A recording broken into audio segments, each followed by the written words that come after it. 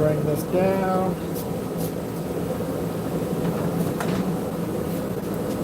Gotta adjust the door a little bit.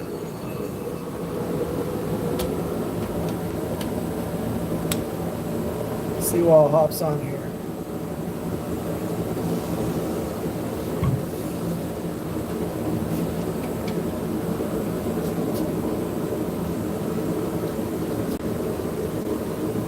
What's up?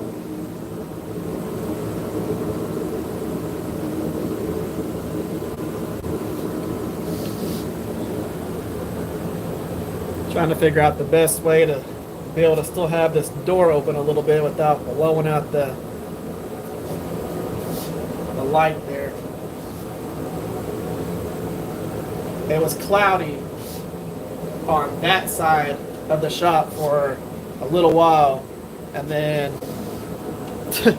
what do you know, as soon as I start going live, all the clouds go away from that side and we get this huge bright beam of light right here.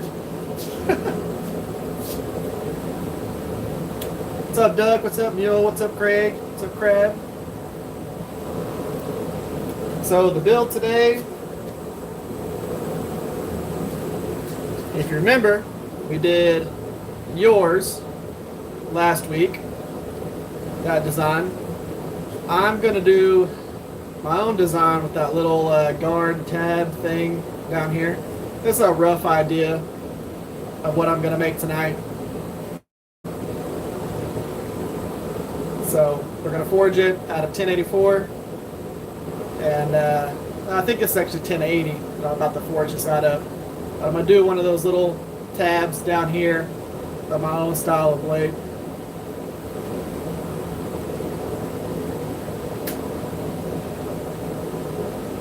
So that's what we're working on. That's what we're going to forge. I got the knife in the forge right now, or the steel in the forge, heating up. That way we can go ahead and get cracking on this. Get this thing knocked out. It is super hot in the shop right now. It's 107 degrees. So 111 right now is the heat index. So it's spicy outside, which means it's about 120 in the shop right now. What's up, Maxilla? So about 120 in the shop, and it's going to be miserable, but we're going to make it happen.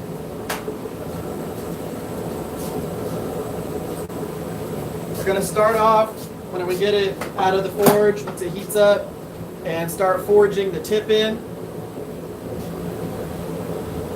Only 74 must be nice. What's up, Kane? Although I know it's Kane Custom Knife, but what's up?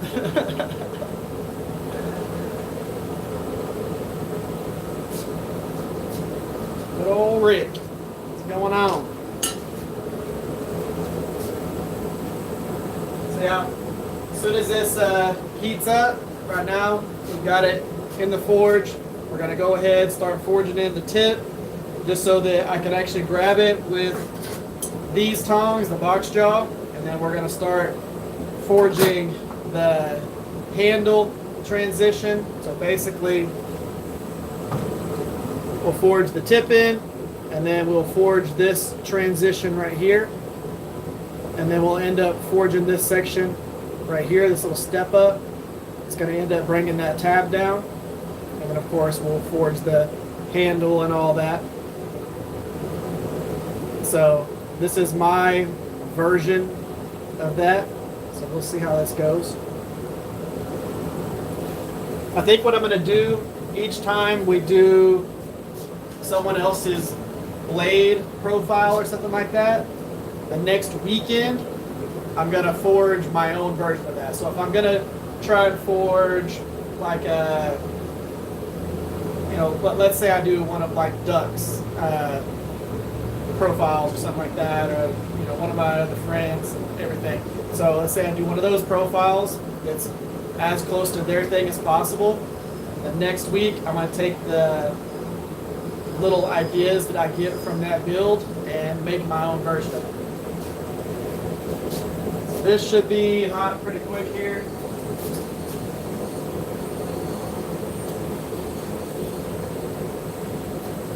Shouldn't take long to heat up. I am going to have to turn the fan down just a hair. Whew. Make sure y'all are drinking lots of water if y'all are out here doing this thing. What's up, Tim?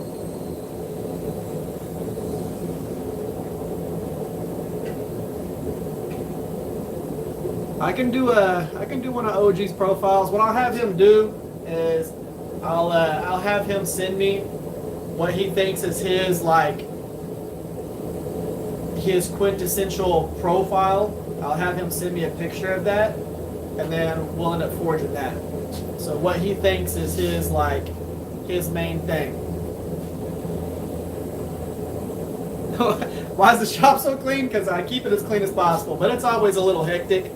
You know, I've got plenty of stuff over on the workbench over here. But yeah, I tend to keep it pretty organized. I like to be able to come in my shop and just hang out and relax. And I'm pretty sure that's probably Toby, not my wife. So Nisha Rivers is my wife's account, and I'm pretty sure Toby's on there. What's up, Matt? How you doing? Okay, this should be hot enough. We're gonna use my tongs that are actually built for this size stock.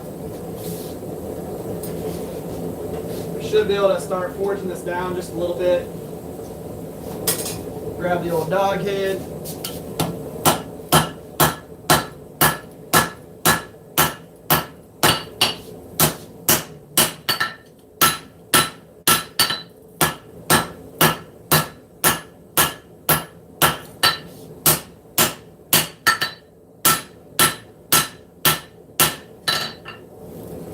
Pretty big stock, it's 2 inches tall, so we're going to have a lot of material that we can move.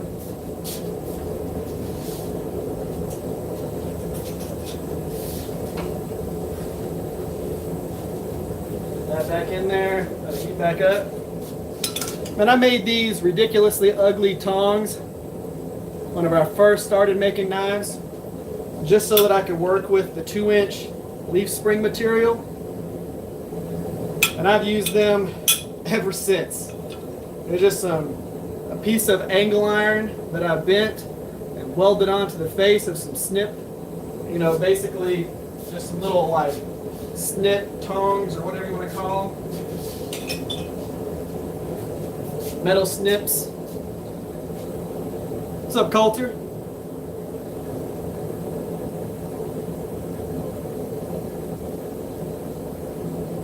Yeah, I know, I'm the same way. With keeping the shop cleaner, you can't function. Whenever I come in here, I tend to clean the shop before the next project. That's just my thing. I'll come in here, I'll sweep everything, move everything, get everything cleaned up. Because again, I want to come out here and relax every once in a while. I got my TV on the wall, it's got surround sound in here. I want to come out here, hang out, have the fan blowing, listen to some music, all those types of things. You need to get back out there, Matt.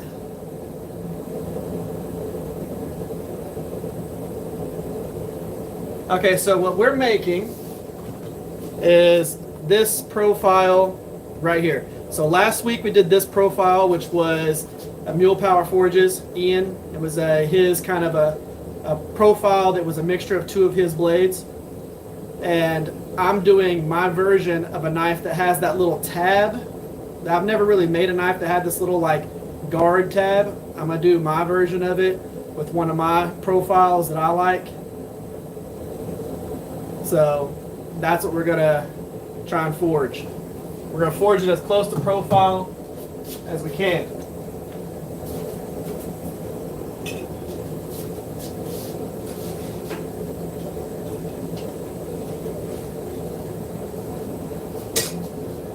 Working on this tip.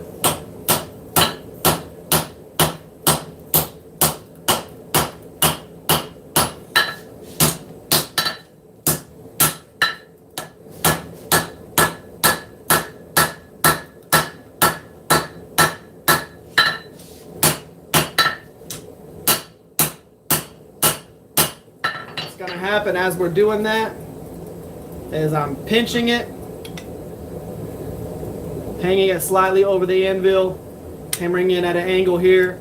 It's going to move this material out and push this material down as we do that.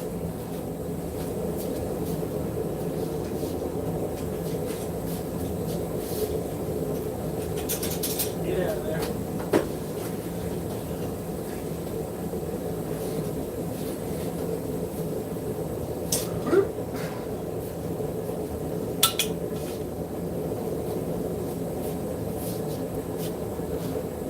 Just the tip.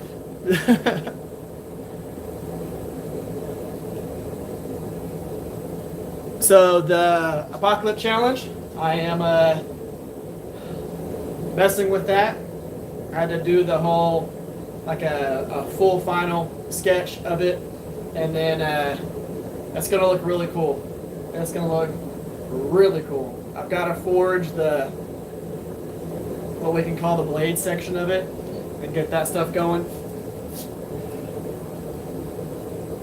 So I started with about I think it was about 6.5 inches long by 2 inches tall, and we're gonna make a pretty good sized knife out of this. It's not gonna be a little bitty knife. It's gonna be a pretty big knife.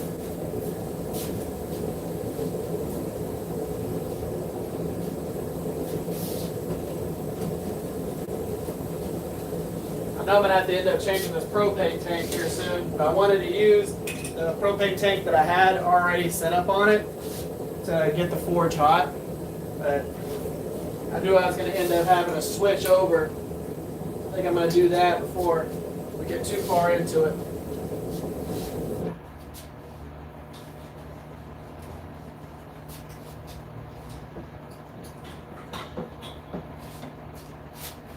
Switch over the old tanks.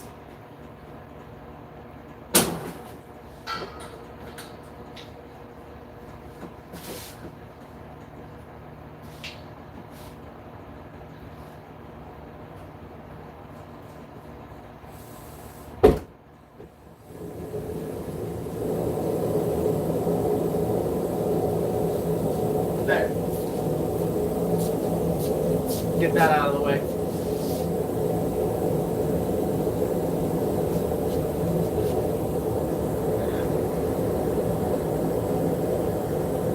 Okay, Toby. For one, don't spam the chat there. I don't want one of the admins to boot you out, boot my own son out of the chat.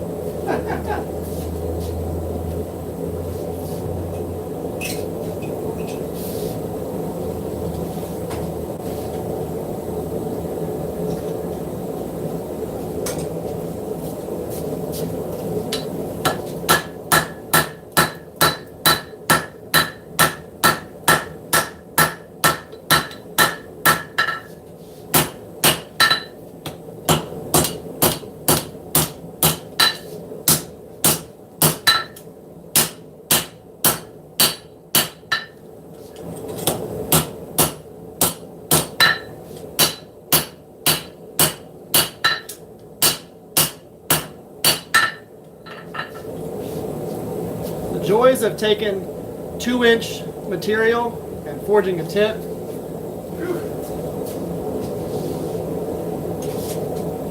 Moving a little bit of material, that's for sure.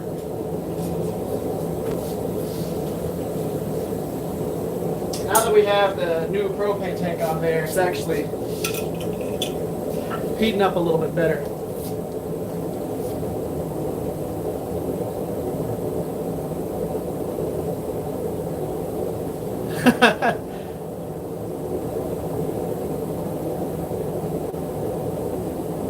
I'm happy to have you here. I'm happy you were able to catch the live stream. We'll grab one of my waters real quick. It is spicy in the shop. Like I was saying, it's about between 109 and 111 outside.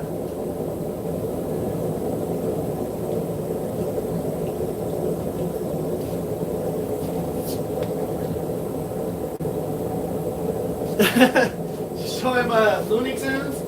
I bet you he's watched a little bit of Looney Tunes, not much though.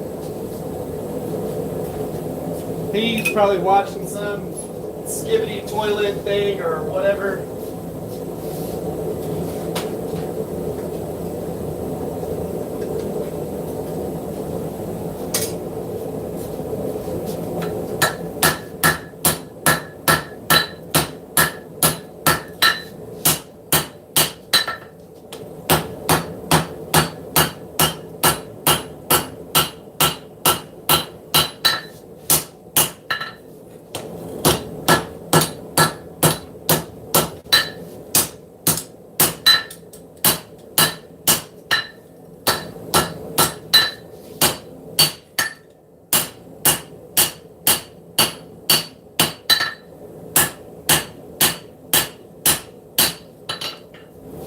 Okay, we got our rough tip there. Now we need to go ahead, pinch this area down. So pinch this area down, give it a little bit more of a taper, and then we can go ahead, choose where the transition is going to be, going into the little tab that's right here. We're going to choose where this transition is going to be for the in front of it and behind it. Put it back in the forge.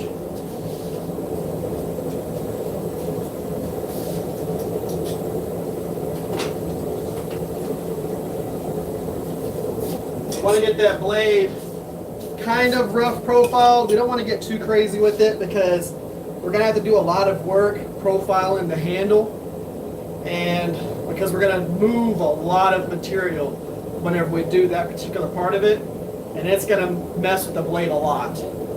I want to go through and just get the blade rough profiled and then go from there. Well, Chris, happy to have you here.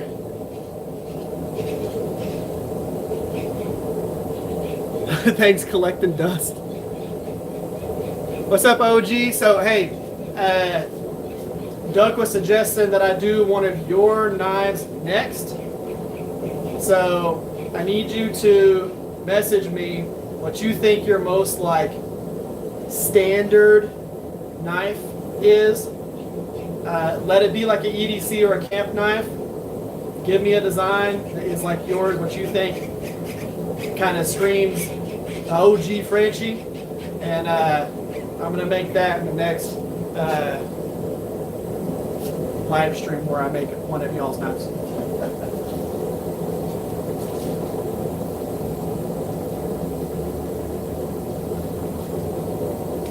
And then I'm going to do like what I'm doing right now, where I'm doing my own version of what I kind of made doing Mule's profile. I'm using some of the ideas that I got from that profile to make the knife that we're working on today.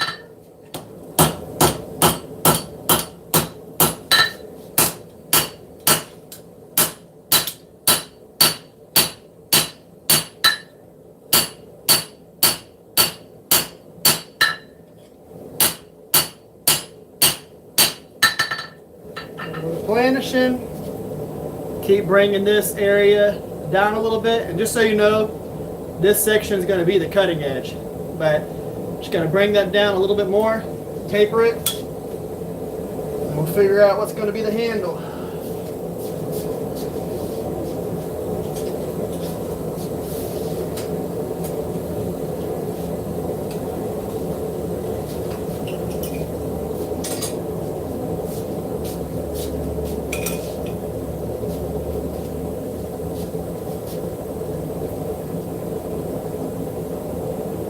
Working on trying to get less sick.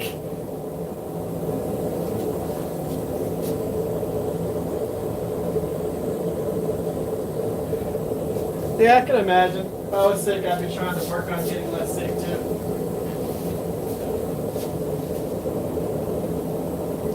So what we're working on right now, for anybody who just chimed in, we are going to be making this knife. We're going to be forging this profile that you see right here.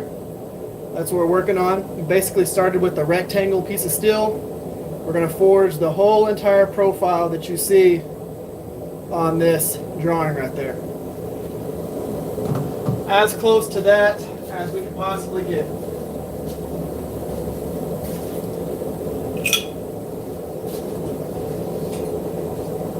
Which should be pretty close. It's kind of my thing.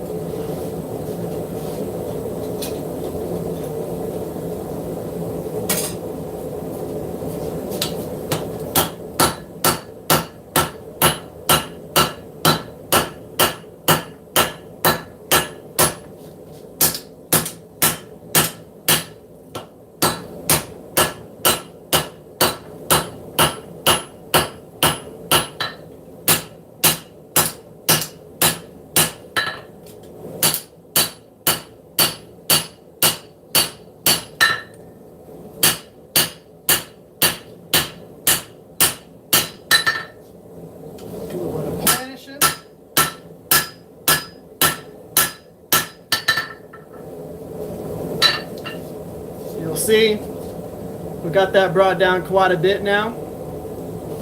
On the next little heat, what I'm going to do is I'm going to forge this section up just a little bit, so we have it's going to be more of a drop point than anything, because it's going to have a pretty crazy arch to the spine, but we do want that tip to come up just a little bit.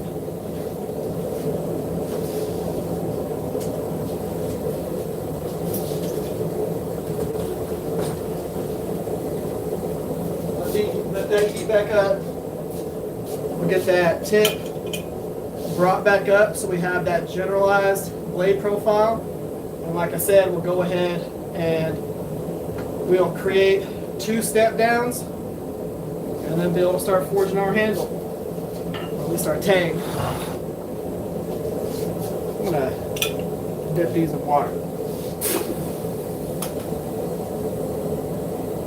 The downside to them being so short, like with the tines being so short, is it soaks up a lot of heat in this area, and these get hot quick.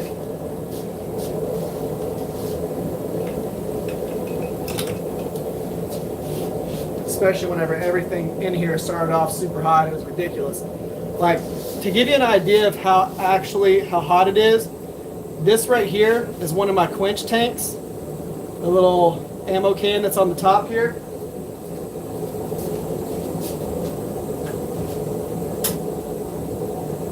Open it up.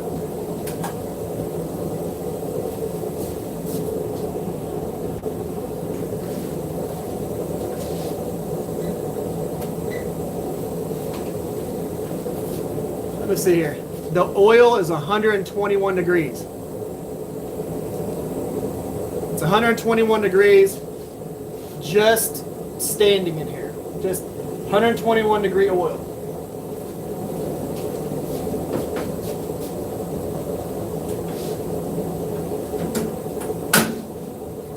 Like, I could go ahead and just start quenching blades in it. That's how hot the oil is right now.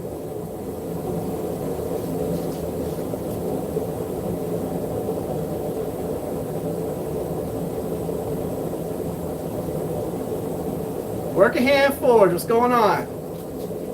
Might as well be working on towards the Dragon Forge experience. Are you ready for it, Elijah? I bet you are.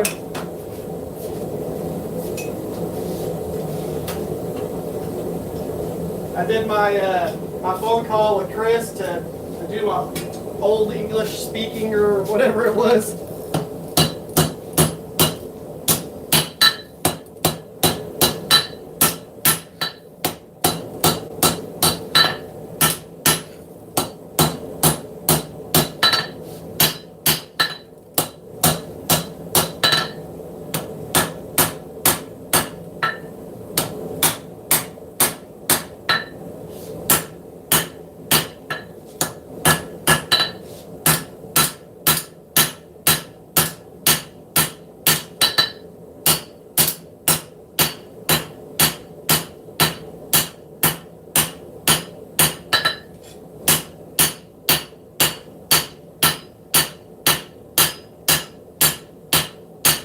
for you, those of you that don't know what DFE stands for, it stands for the Dragon Forge Experience.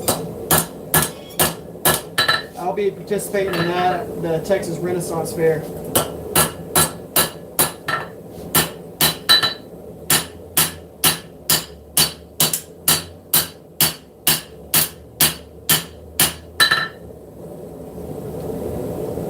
Okay, so we have that rough blade profile.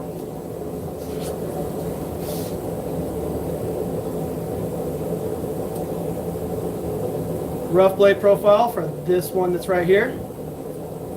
Now what we got to do is create our step down for that little section right there and right behind it.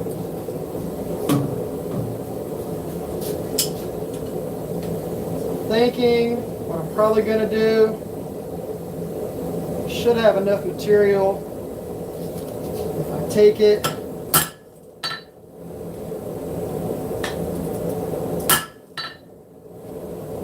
Okay, that little bitty old notch right there. From there forward is going to be the blade material. Then we'll do another notch once we get it back out of the forge.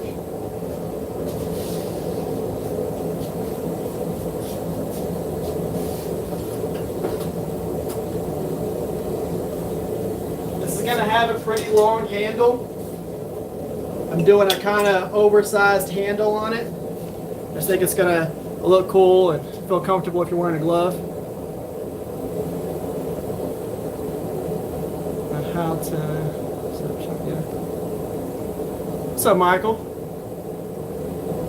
Well, I'm happy to have you here if you're a beginner for sure. This is perfect for that.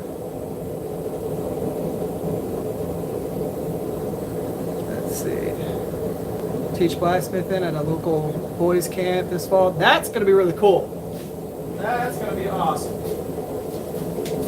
And that's going to be good to have on like a working resume. I'm already like sweating up a storm right now. Look at this. It is spicy in here. Goodness.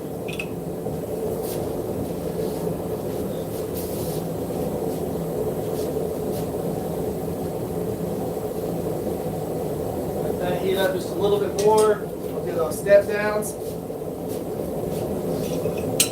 It was good practice working on the last week's knife. So again, if y'all are wondering what the last week's knife actually looks like once I cleaned it up, it is this one right here. This is what we forged last week. This is that little tab right here. It's like a little guard. It comes down. Very comfortable knife. Fits real nice in the hand. I think it's going to look really good once I do the bevels and the swedge on the top and all that. But that's what we forged last week. That's what gave me the idea to make the knife that we're making right now.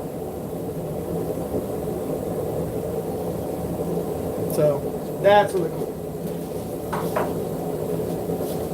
Alright, we're hot enough. We can go ahead.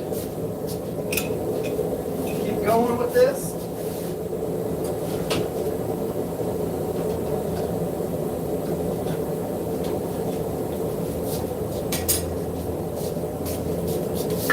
On that little notch that we just forged in. Hammer on the spine.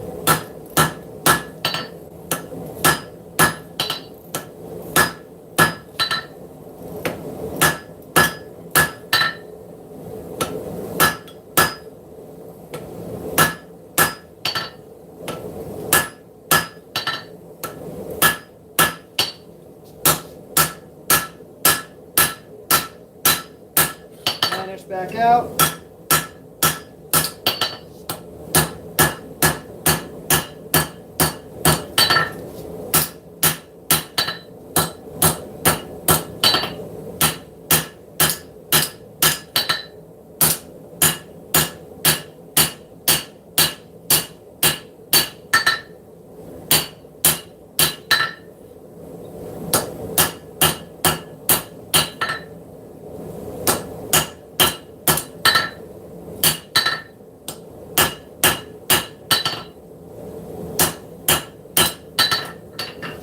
Okay, so now we have the step up into the blade.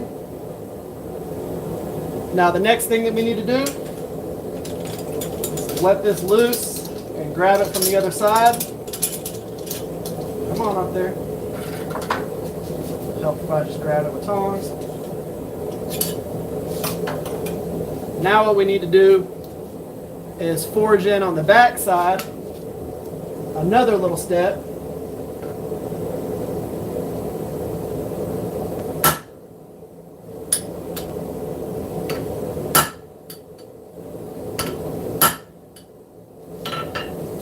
That we have right there. And that is going to be the beginnings of the back of the forge. That's going to be the beginnings of this finger choil area right here. So pretty much what I'm going to end up doing is what I learned off of this one is I'm just going to get it rough profiled, and then what I'll end up doing is I'll forge it and pull it down and get it the exact size that I want after that. 5160, 1084, they're great beginners still. And super forgiving. I would say 5160. So I've done heat treat tests on 5160 where I have quenched it from, like, I think the lowest one that I did was like 1425. So 1425 degrees all the way up to 1575. And every single from 1425 to 1575 skated a 5. Now the actual steel was best at right about 1500, between 1500 and 1525.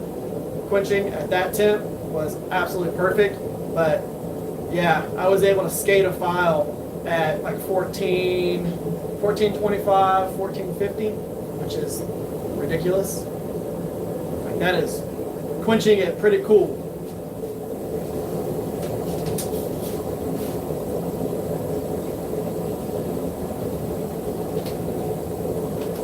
Those steels are very forgiving and really easy to forge and are really easy to heat treat, just a regular forge.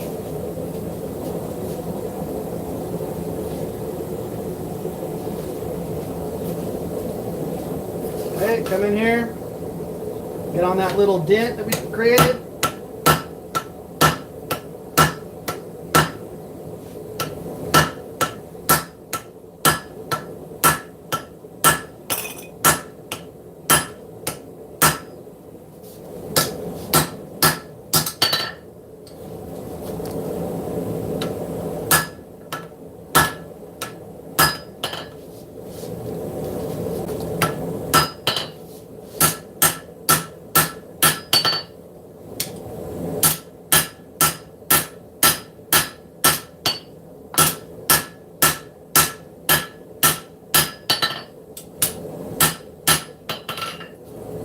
Okay, there's our 2 transition points right there.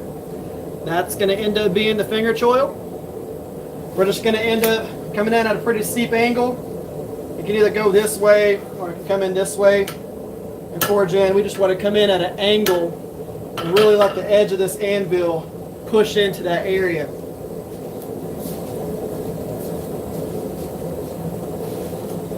And what's going to end up happening is we're going to create a wedge.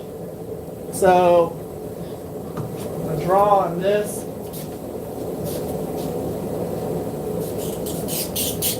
But we're going to end up creating something similar to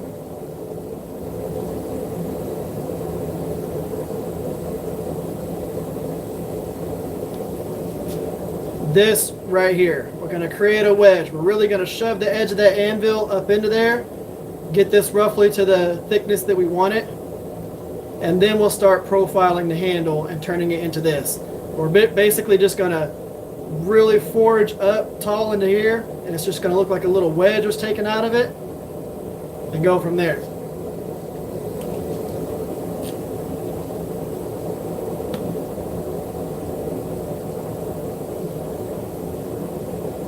Let's see here. A little hold time thing, coaching.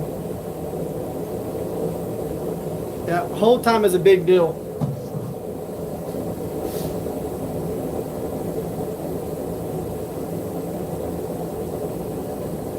Exactly what my wife just said right there. That is one big reason why I do things the way I do them on YouTube. I didn't really have access to anybody to help me learn how to do this. So I'm doing my best to help people who don't have access to teachers.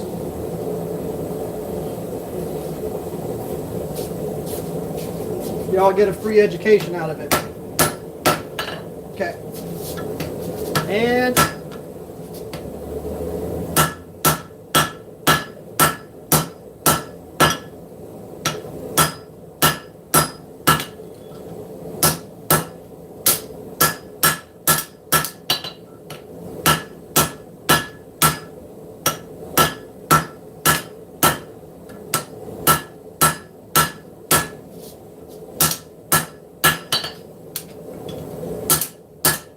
make sure you're planishing this as you go. Like right here, you can see how much this is mushroomed out. If you don't planish that back down in there, you're going to risk folding that over, creating a cold shut. You don't need to planish it all the way back to perfect. You just want to planish it down a little bit.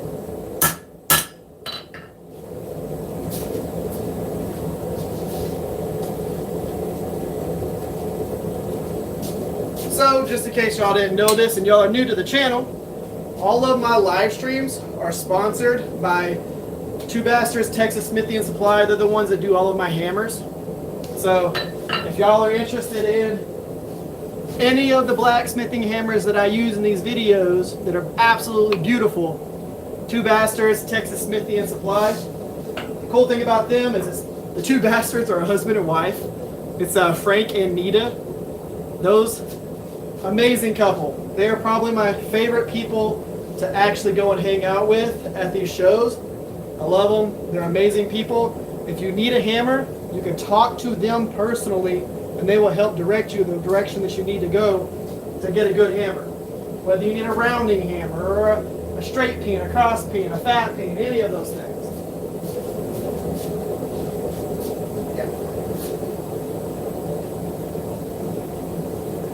Yeah, they've been doing this for 6 years, and they are amazing, wonderful people.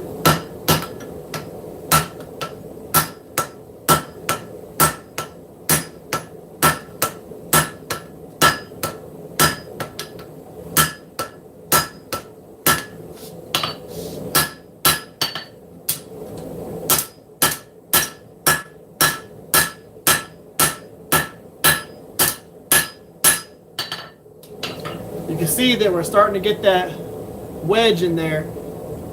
We're just going to really work that in. And if you're wondering what the F and N Metalworks, it's Frank and Nita Metalworks. Amazing Two Bastards.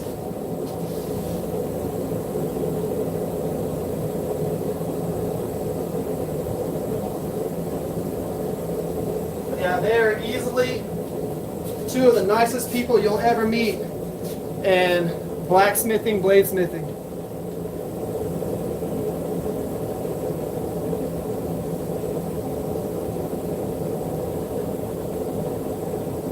Yeah, they are absolutely awesome.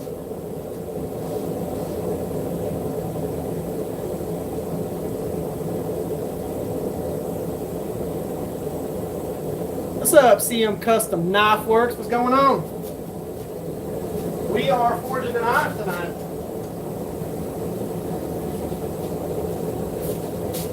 Just working on the finger choil area right now. I think I'm going to switch to a slightly smaller box jaw. There we go. That's going to be better grip.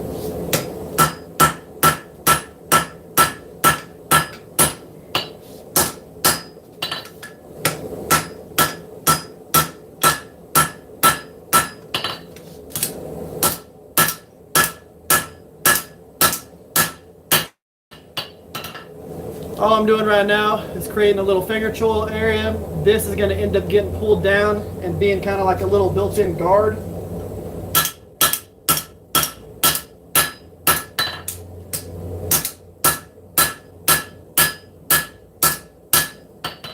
Basically what we're going to be making is this bottom knife right here.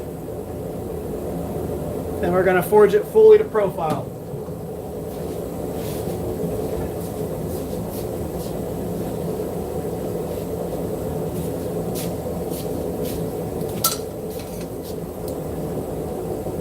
What's up, Jason? Yeah, it's about 109, 110. It's about 120. In the shop, I checked the temperature of my quench oil. It's 121 degrees right now, just the oil. So imagine how hot it has to be in here to get my quench oil to 120 degrees. So it's probably 130. Yes, please. It's probably about 130 in here right now. 125, 130.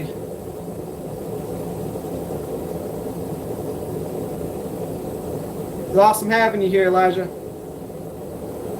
And yes, I'll see you in a few months.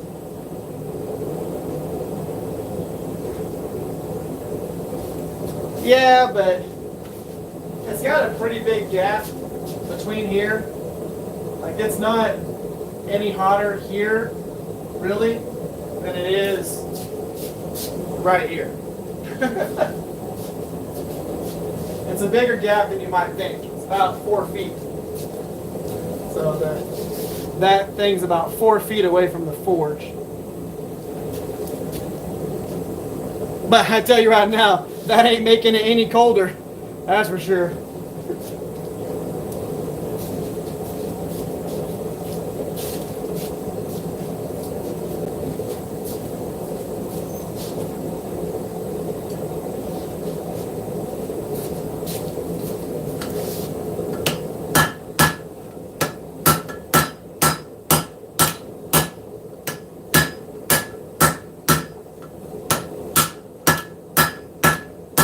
Want to pinch that down to about 1 inch tall.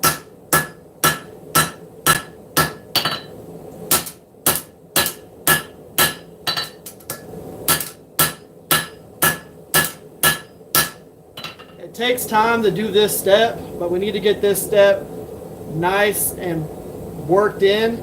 The rest of it is just going to be doing the handle profile, so that's going to be pretty simple.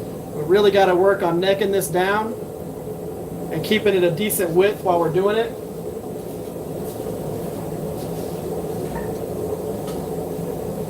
Once we do that step, we can pretty much just go ham on the handle profile. I just don't want to go too crazy right now because it can end up really screwing with the blade profile.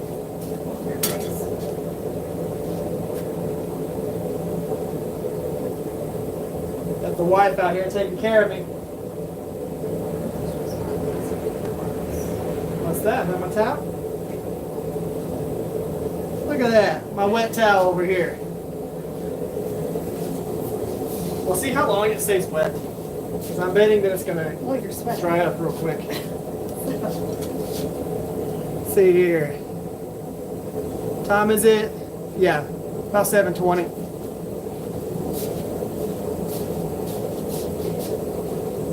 Heat up a little bit more. 7:20 p.m. p.m. Yeah. In the United States. Central United States. Just in case you have somebody who is in a different place.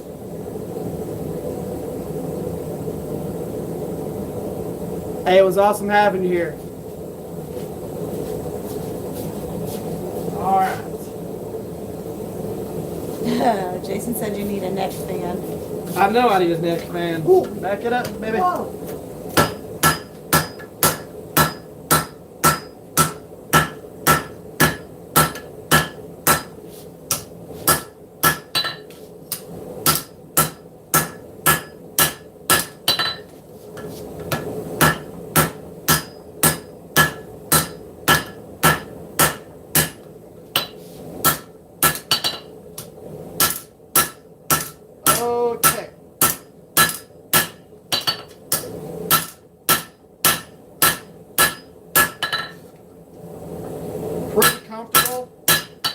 with how thin we were able to get that area there. Look at how goofy the handle looks right now. Just all over the place.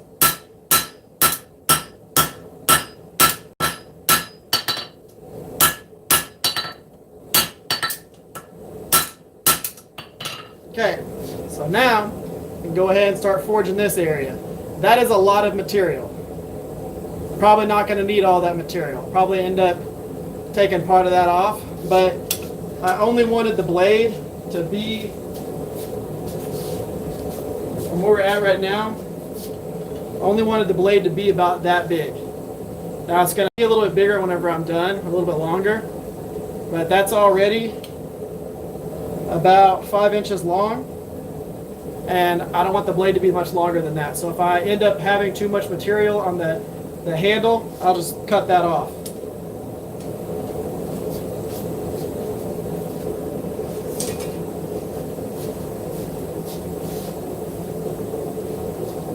But now we can go ahead and start forging the handle.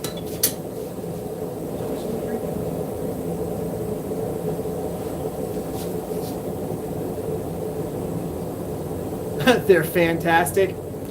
I appreciate the pun intended on that. Oh. Grabbing the other water.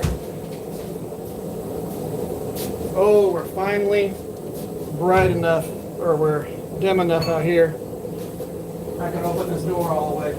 Okay, I am going to adjust y'all for 1 second. Everybody, don't worry, you're not floating. Well, I guess you kind of are. There we go.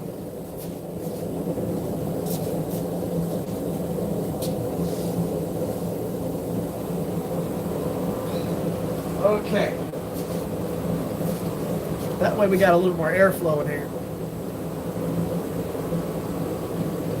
Top point recurve. A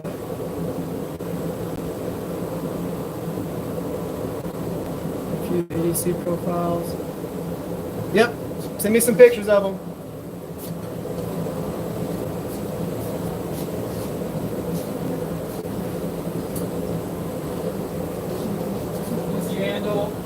What we're going to end up doing on this next heat is we're going to bring the handle down to its general thickness. Show y'all. So we're going to bring the handle down to a kind of like a rectangle, almost like this right here. We're just going to bring it down to a simple profile, and then we'll end up modifying it and getting all the rest of the stuff. So we basically just need to create a rectangle at this point. We don't need to try and profile it the whole entire time we're doing this. We just want to get the material moved. We want to get it moved into the right direction and then go from there. We're not at the trying to make it look like a beautiful knife section right now. We're just trying to get material moved to where it needs to be. How's it going? Nice to have you here again. All right. We're about to get after it on this one.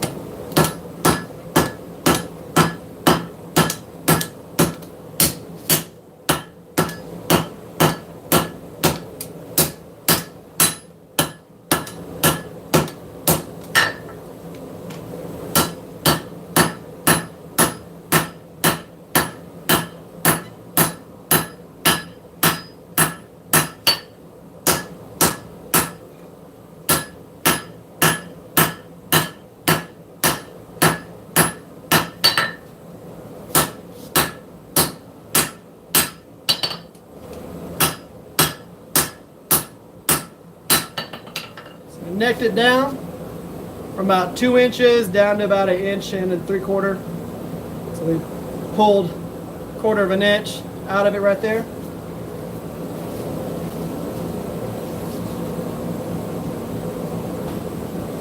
Gotta do that again and just keep bringing it down.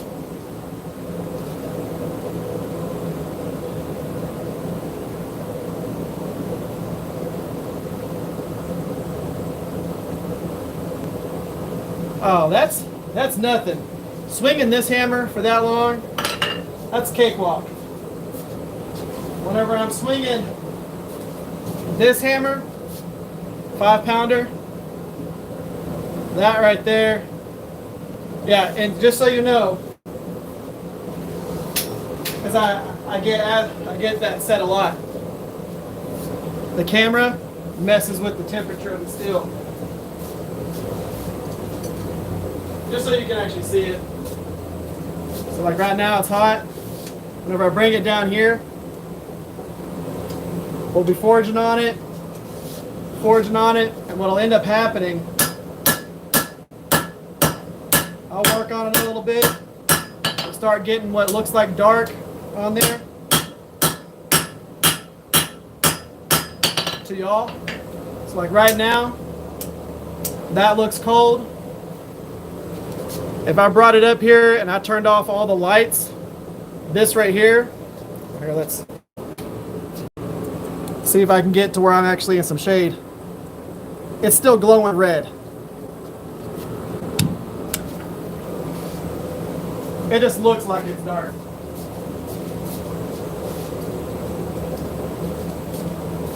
And whenever I'm doing those blows, it is typically just planishing. So I'm just going through. I wasn't planning on this to like soak me. Whenever I'm doing the last bit of it, all it is just planishing the steel at that point. I'm not actually moving a bunch of the steel. But the way the lighting in here works, it makes it look like the steel's colder way faster than it actually is.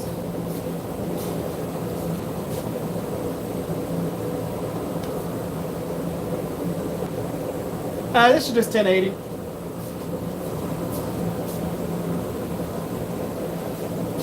And all I'm doing whenever I lay it down is planishing blows. You don't want it to be too hot whenever you're doing planishing.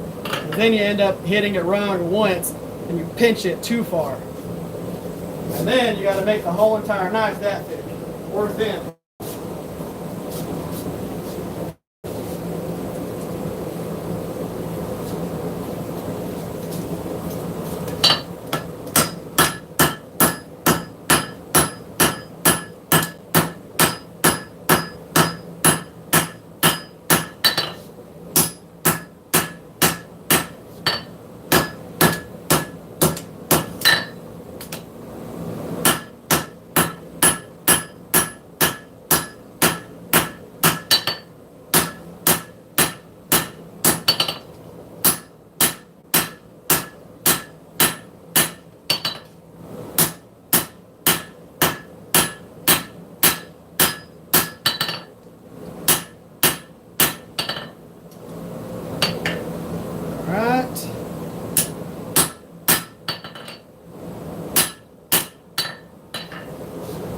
We're just going to keep necking that down, figure out how much material I need, and I'll just cut off whatever excess I don't need.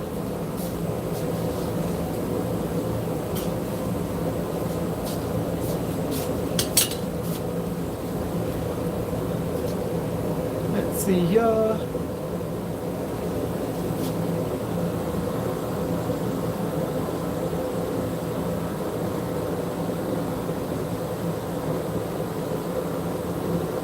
And yeah, I'm making a knife.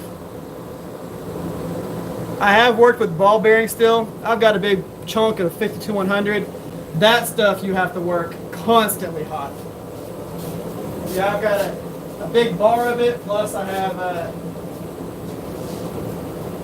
real big chunk of it right here. That's a big one. But yeah, this you have to work super hot. I say super hot. You just need it to be hot the entire time you're working. If not, you'll end up screwing the steel up. But yeah, big chunk of steel.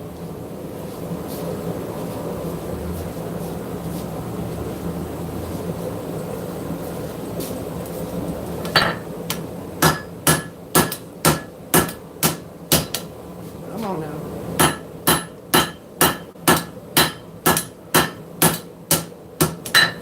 Unruly with me.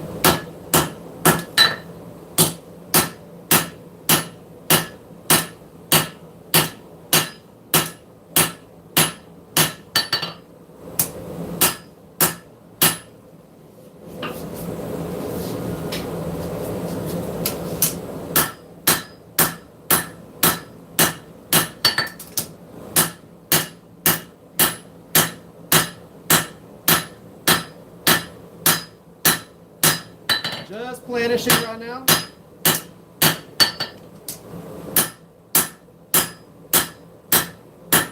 This has a really big face. It makes planishing way easier.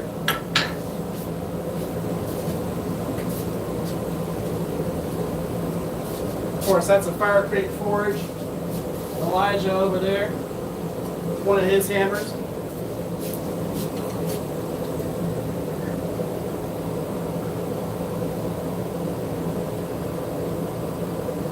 It is temperamental on a good day. Whew. Did you say that chunk of steel was an anvil? I mean, it could be. It is a big old piece of steel, that's for sure. He used a ton of 52100.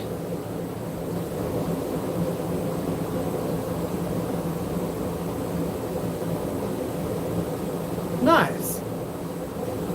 I didn't know that, man. That's cool. That's good. Good point. What's up, Carlos? How you doing? We're forging out here. It's about 120, between 120 and 130 in the shop right now. Temperature wise, it's a little spicy out here.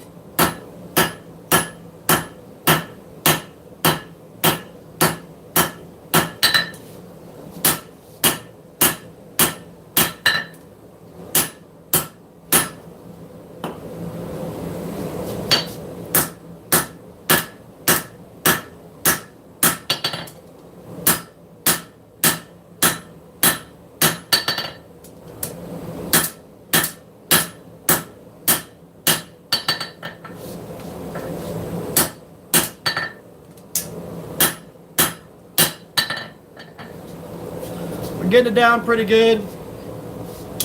I know that it's going to be pretty long. This section of the anvil that's up in the front here, the little step down, is the width of my. Let's bring y'all down a little bit. Or I'll put it back and forth so it's heating up while we're talking. So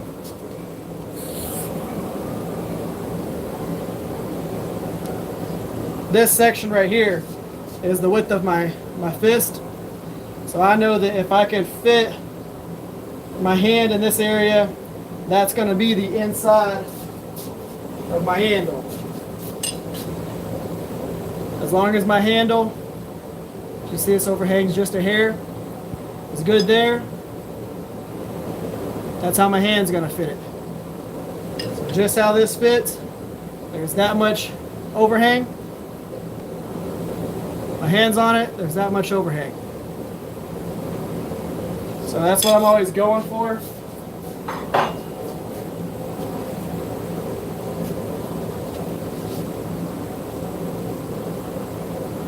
Let's see here.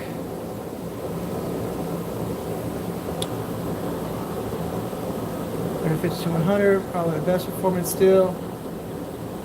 Yeah, a lot of people love it. It's absolutely awesome. Steel is steel, really. It pretty much is.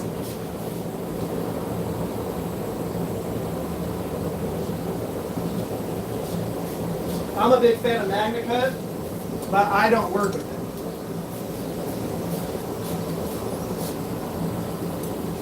Mainly because I don't have a heat treat of it.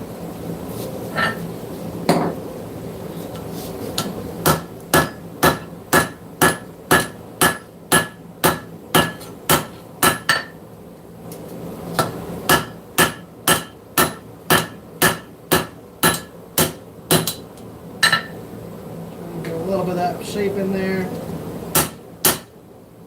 Okay.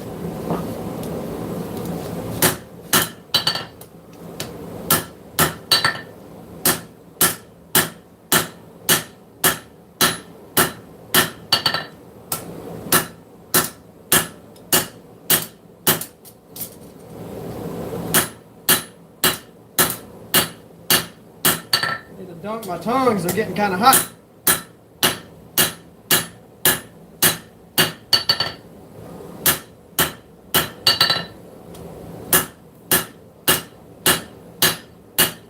My sweat just dropped on them and they just sizzled.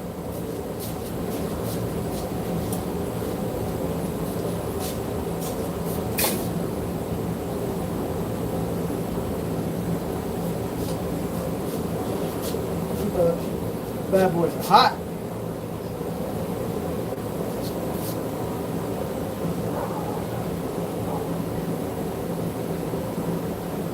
Stainless steel, hey, still Southern Cal. Yeah, so a lot of my EDCs that I have that I haven't made, they're made out of bag and cut.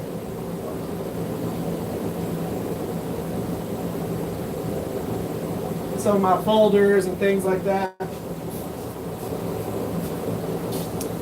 I like it. Like I said, I don't really work with it because I don't have a heat treat oven.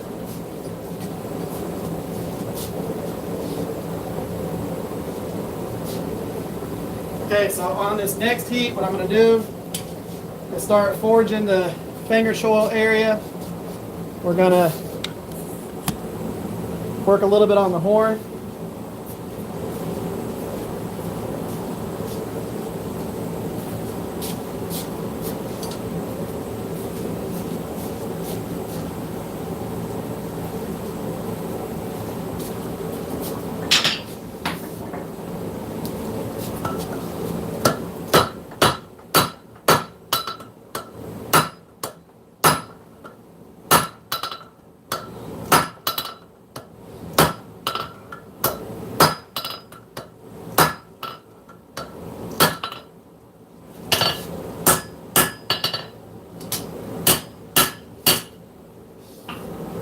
Switch over to the straight peen.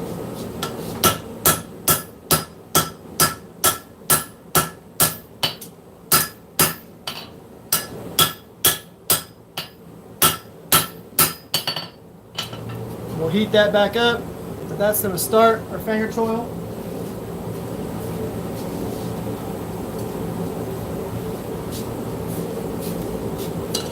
And then what I'll end up doing to clean up the front of it, or this section right here, to clean that up, we'll come over here to the edge of the anvil that I have rounded right here. It's really wide, and we'll end up forging on the spine and pulling as we go, and it will make this nice smooth transition right here.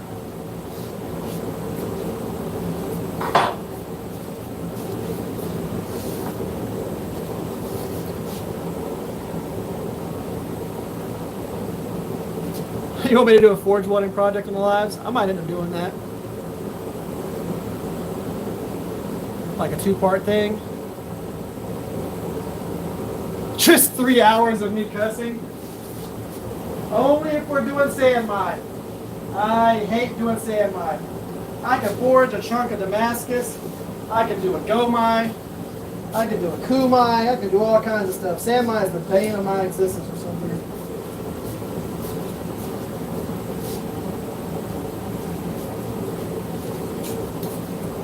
Again, 2 bastards, fat peen, flat.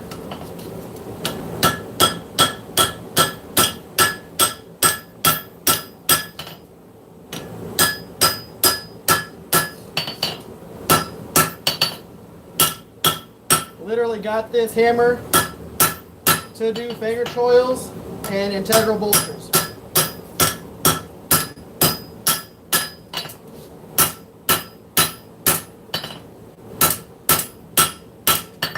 You're going to see what I'm going to do here. You look right now, it's kind of jagged in that area. I end up flipping it over. And then what we're going to end up doing, we're going to hang it off the anvil right here. I'm going to zoom in whenever I do it. And we're going to clean all that up with just the edge of the anvil.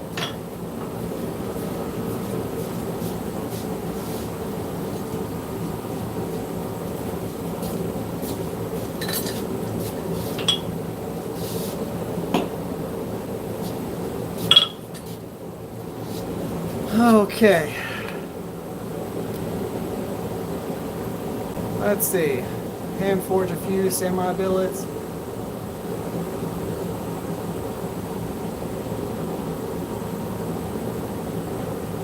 You sound pretty quiet in the podcast. My thing with the podcast is whenever I actually start talking, I just go on tangents. But yeah, it's fun. It's a fun podcast. If y'all don't know what it is, it's the Knives Templars. Not Knights Templars, but Knives Templars. Yeah, y'all want to go listen to us talk. Of course, this last one, or this one that we're doing next, is next Friday, so that should come out next Saturday or Sunday. Yeah, that. Knives Templars. What Miss Rivers said. Okay, so let's point y'all in the right direction here. Zoom y'all in to this area right there.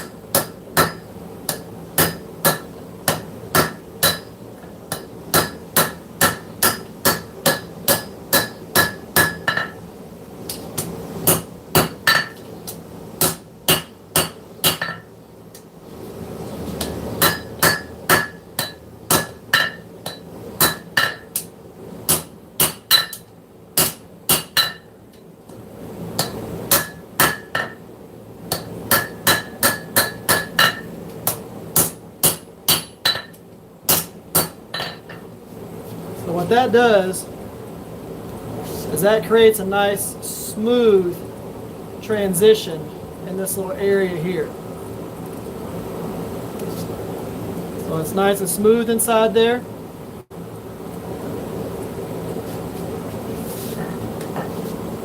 Just by coming in here and just rocking it over on that super heavy round section that I have right here.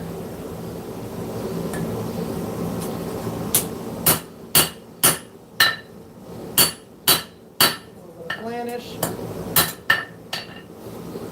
Now, this isn't as wide as that angle's going to be. Whenever I put the really heavy arch in this knife, this area is going to really turn into a tighter angle because I'm going to put a curve into it. Y'all will see that as we continue forging. So what I'm going to do now, before we do any more work to the tang area, we need to do some more work to the blade.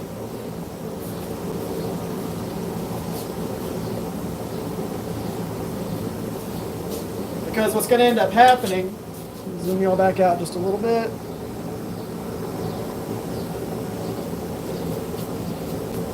What's going to end up happening is wipe my sweat off a little bit more.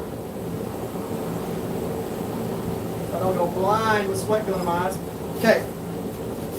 So what's going to end up happening here, oh, fan blowing on me, feels great here, is, like I said, this area is going to get a lot more narrow, or it's going to get a less obtuse angle. It's going to get an acute angle. Because we're going to end up putting this arch to the spine. Right now, the tang is all the way up here. So the tang kind of goes up at an angle, and we're going to end up pulling that down. But right now, we need to get the blade profile done, because when we start actually pulling that tang down, we're going to put this curve that's inside this belly here into it at the same time, and we're going to pull that down. We want the blade to be, for the most part, 80% done, because we want to really know what that blade is going to look like whenever we hold it here and we start moving the actual tang. We want that blade to be where it's going to be. That way we know what our arch is going to look like in our end result. See you later, Jason. Get that blade hot again.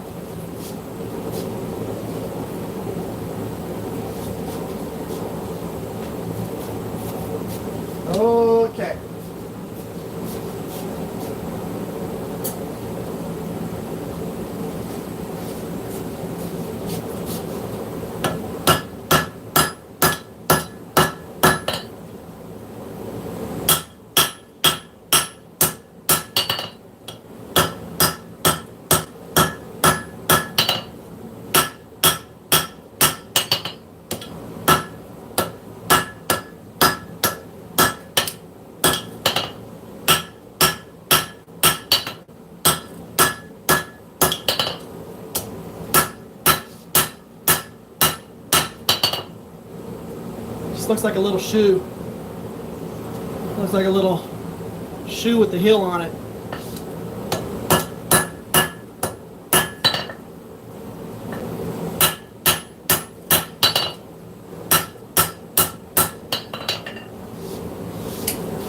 I think what I want to do is drop the tip down just a little bit. I know that the tip's going to drop down a little bit whenever I finish the profile, but I want to drop it down a little bit. Right now the tip is kind of centered in the blade. I want to bring it down about 1/4 of an inch so that the blade, the cutting edge, is a little bit straighter and not as curved up.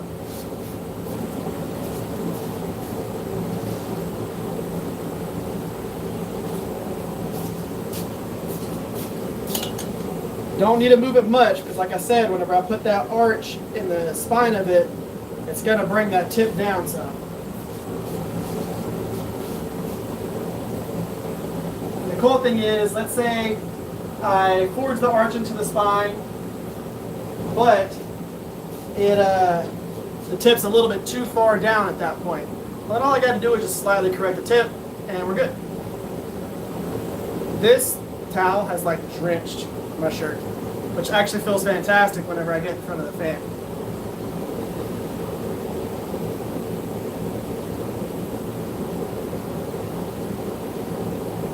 You said you're tired and I did not sleep good last night? That makes sense. I'd be tired if I didn't sleep good last night either. Now, of course, I only got like 4.5, 5 hours of sleep last night because I went to work at 5 a.m. I had to get up at about 4:30 in the morning. So yeah, I had to go to sleep till like midnight, so I feel you.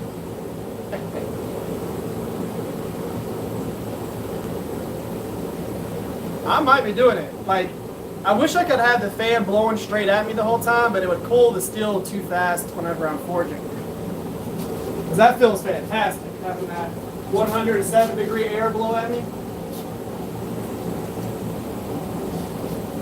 Feels so cool outside and it's like super hot.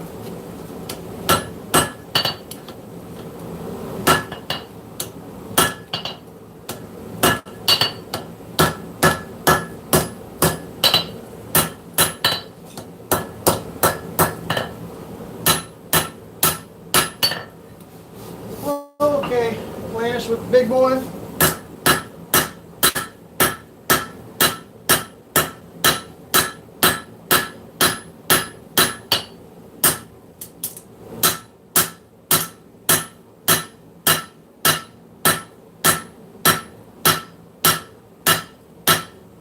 I really want to get it all even before I finish the profile. Planishing can mess with the profile quite a bit.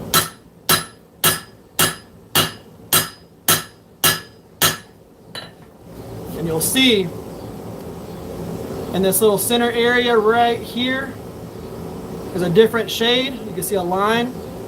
Where that line is, this area that's darker is whiter. It's thicker than the area that's lighter right there in the center. So we want to get it all to that thickness. Before we really finish the profile, we want it all to be that thickness, because what happens is whenever I start pinching that material out and I start making it the same thickness as the rest of the blade, the material's got to go somewhere. So it's either going to go out towards the spine or the cutting edge, or it's going to convert to length. Either way, it's going to mess with the profile, because that steel, that thickness, like I said, has to go somewhere. It doesn't just disappear when you're planishing. So you got to be thinking about when you start getting the profile nice and good looking. If you haven't planished it yet, whenever you go to planish it, it's going to absolutely change the profile of what you're working with. So you got to be thinking about material management the entire time you're forging. I just realized that this was one of the kids' blankets, and I have this like wonderful little teddy bear, or one of their little towels from whenever they were babies. Look at that little teddy bear. Oh, it's adorable. So, have you tried sequel? Yeah, still. Let's see here. Getting some sleep, but not a lot of good sleep. I like NyQuil because it makes me, I guess that, yeah.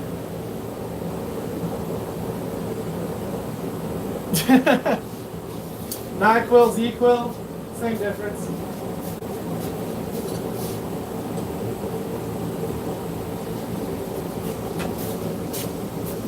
A little more planishing.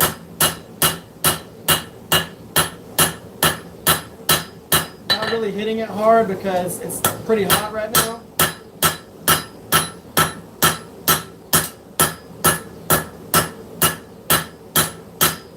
I don't want to pinch it too much.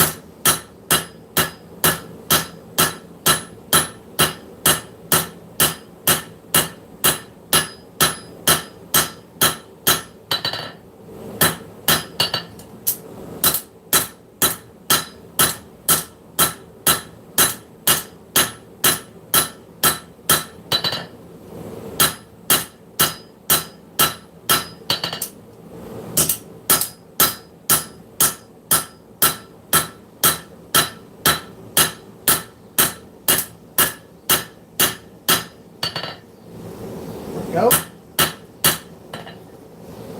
Okay, so we're planished. We're not like super like flat or really focused on that too much.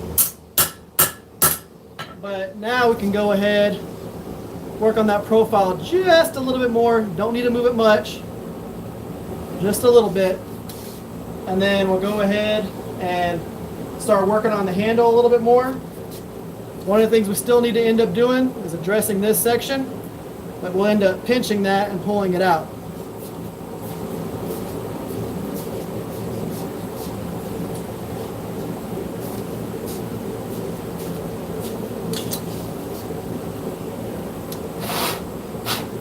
My sweat is just dripping on my glasses, blinding me.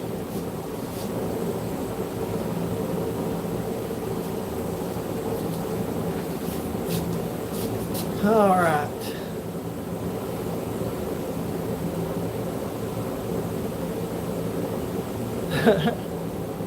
$21 or $22 now. You feel old? Let me tell you something. I've been married. I've been with my wife since like you were born. If that makes you feel young. So you were born like whenever I like met my wife.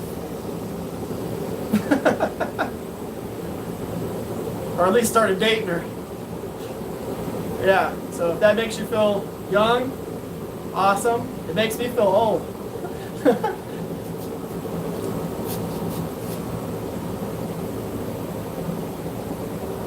Where do you get your energy?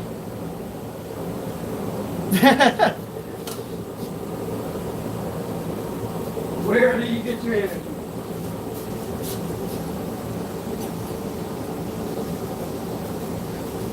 I get it from being young. That's what you should have told me.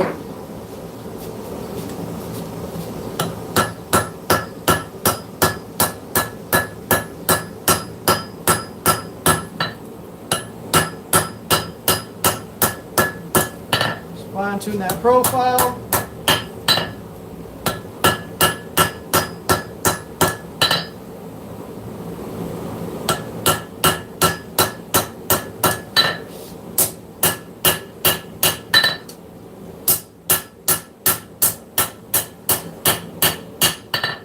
Bitty planishing. Okay, so now we have our blade profile where it needs to be. We can go ahead, work on this handle a little bit more.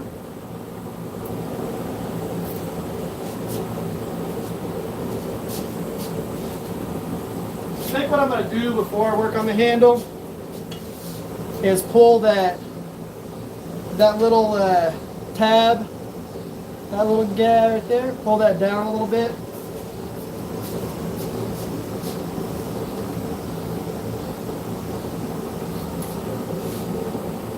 I'm trying to think of the best way that I want to hold this while I do that.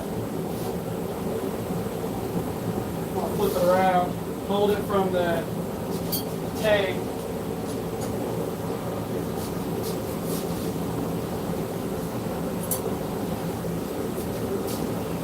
What what I'm going to do is I'm going to bring my other anvil over here. So pretty much all my stuff's on wheels except for the power hammer. If that doesn't make any sense, why it would be on wheels.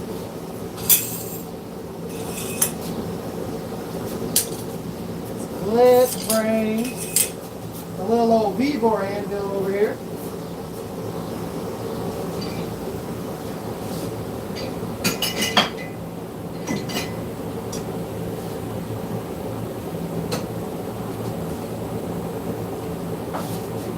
The reason why I'm going to bring it over is because it's got really sharp edges, and it's going to help with this next step.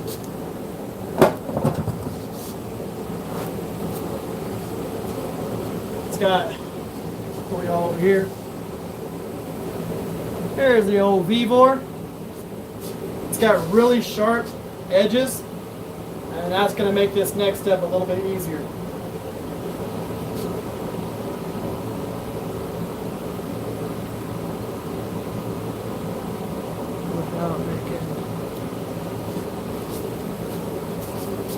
Let's see what you're got here.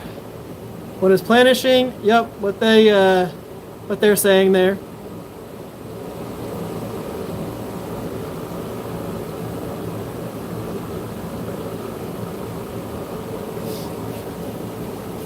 Well, it's never too late to get into it.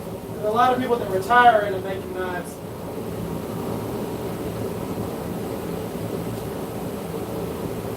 Some knife makers at these blade shows that are old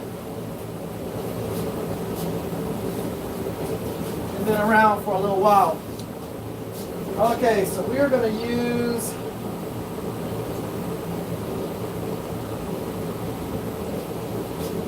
I think I might use the little bitty hammer for this. The little bitty old Planishing hammer, the little bitty old body hammer to do this. I'm going to try it out.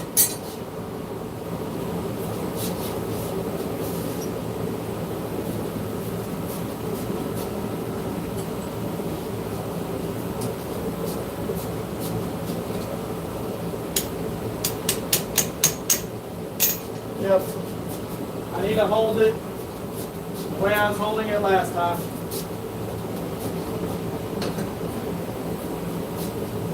Let it heat back up. The way I was holding it last time was like this, so that I could push against the anvil and hammer.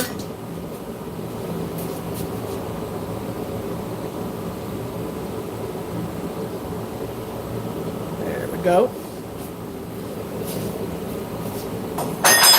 That way y'all can see what I'm doing.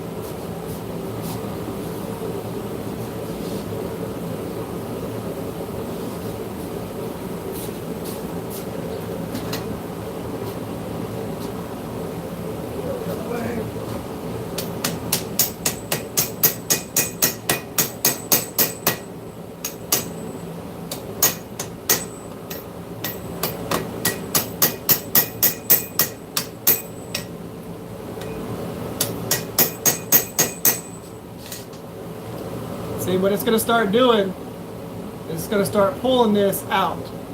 My hand looks really close to that, but it is like this far away. So we're going to start pulling that little tab out.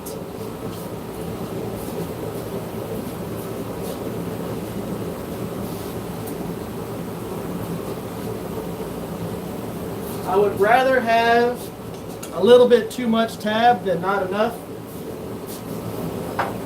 I don't know if I'm going to end up bringing it out as far as this one is right here, but there will definitely be a little bump out right there.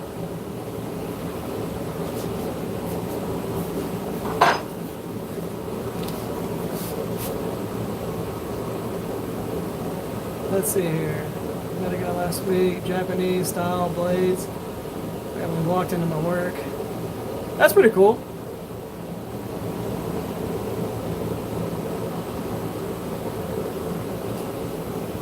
Hey, as long as you're trying, that's what matters. That's what I said in my last Shop Talk Tuesday. Easiest way to get into doing this particular craft is to get into it and do it. I know it sounds kind of ridiculous, but it's true.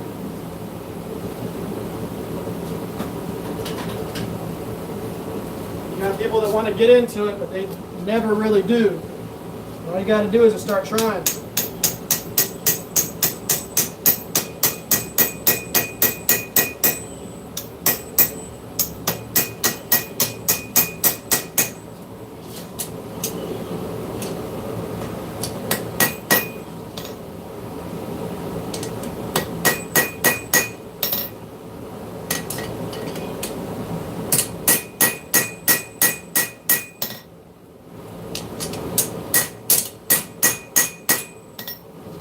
We're just going to keep bringing that down.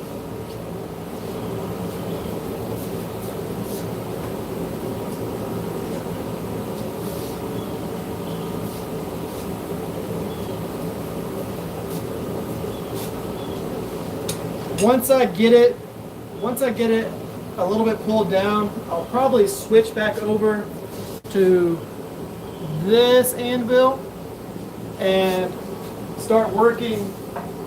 Right now what I'm doing is I have it like this right here, and I'm hammering here. I'm going to end up switching it, come over here to this anvil, and I'm going to hammer here. And see how that works. See if I can end up smoothing out this area here a little bit more. Could I easily do that in the stock removal part of this? Sure. But if I can do it on an anvil, I'd rather do it on an anvil.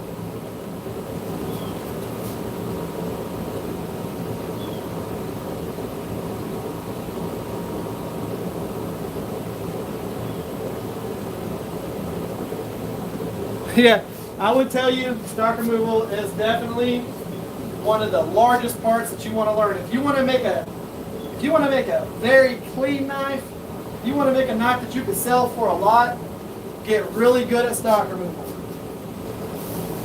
What forging does is forging saves you money, and it kind of lets you try things that are older techniques, but it saves you money because you can take a small rectangle and turn it into a pretty big knife. And there's no way that you can stock removal a small piece of, you can't stock removal a piece of steel this long into a piece of steel this long. It just doesn't work. Because you're removing stock, not adding or stretching. But stock removal is what makes your blades clean and expertly.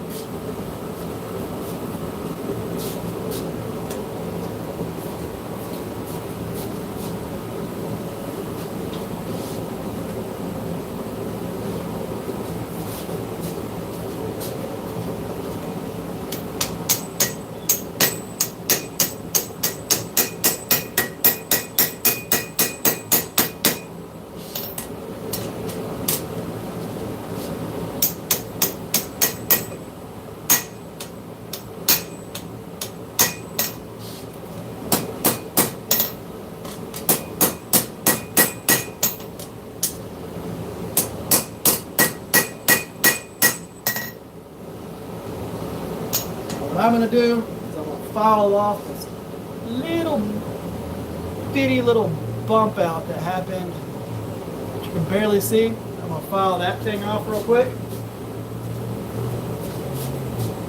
We don't want that to fold that down into the knife. Pretty easy to do.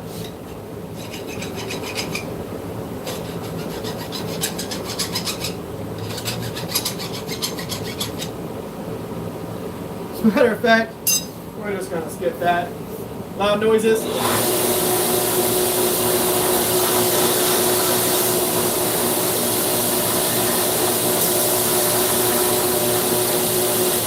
Why have a 2x72 if you don't want to use it? Okay, so now,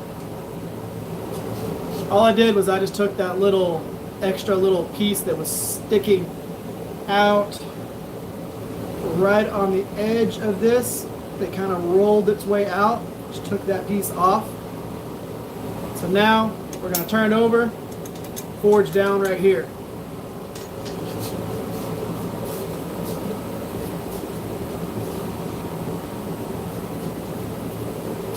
Now, one of the things that you can do on this particular step, move you back over here. Hi.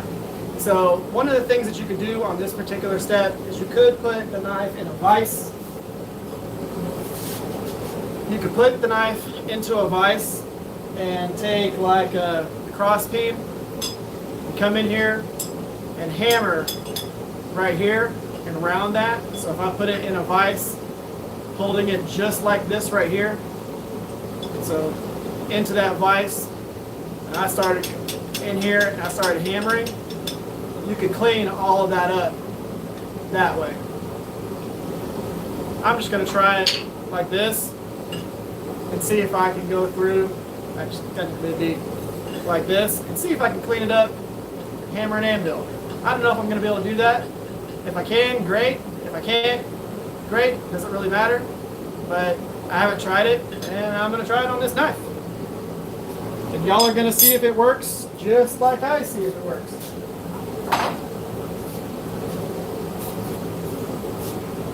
We are going to learn together. Move this anvil.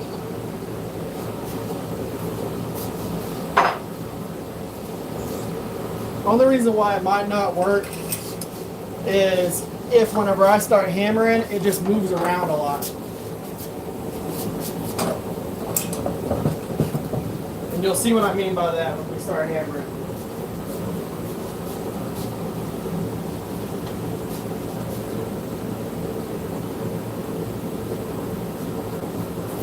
See what I mean by that.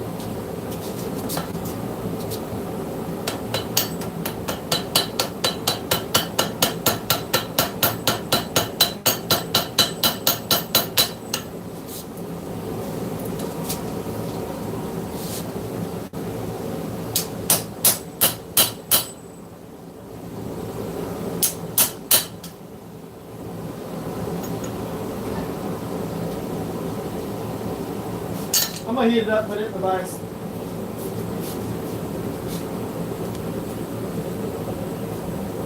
Were you asking for something from me? Huh? Were you asking for something from me? No. Oh, just me. No, we're doing good. My shirt's absolutely soaked. And it feels great when I'm in front of the fan. Okay. So I'm gonna zoom y'all in over here on the vise so you can actually see what I'm doing. Hopefully it's not too grainy.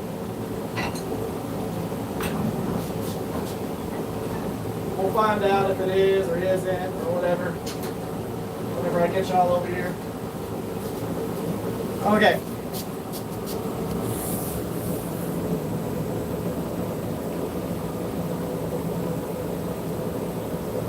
Right on over there.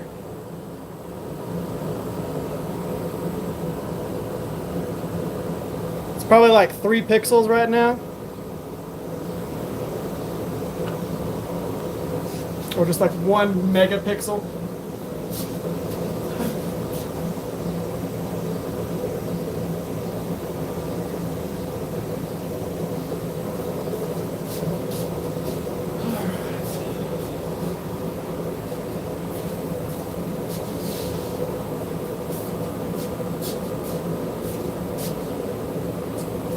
We're going to use John Norwood's cross peen.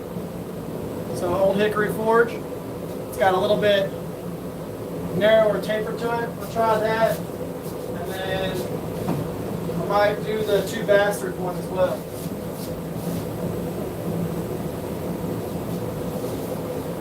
Go in. Put it in the vise. Crank it down. Hammer in here.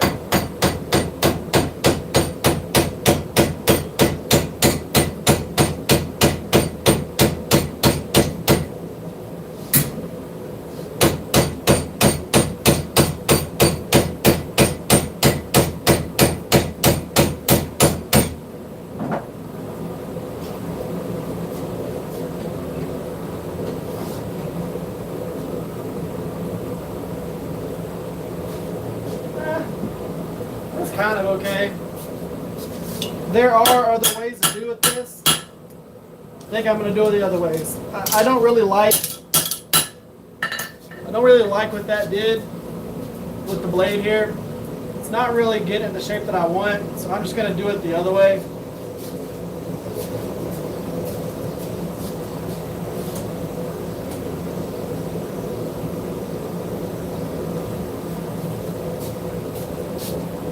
So I didn't really like the way that worked out. So let's unzoom y'all just a little bit. Bring y'all back down.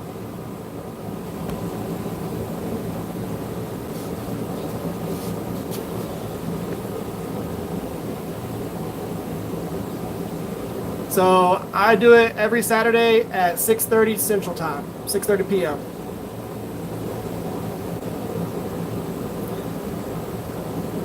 So what I'm going to do on this next heat, I'm just going to work that finger choil area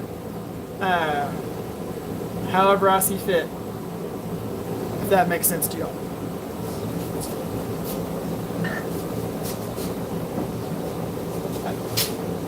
Like the most non-descriptive way to say that I'm going to mess with it.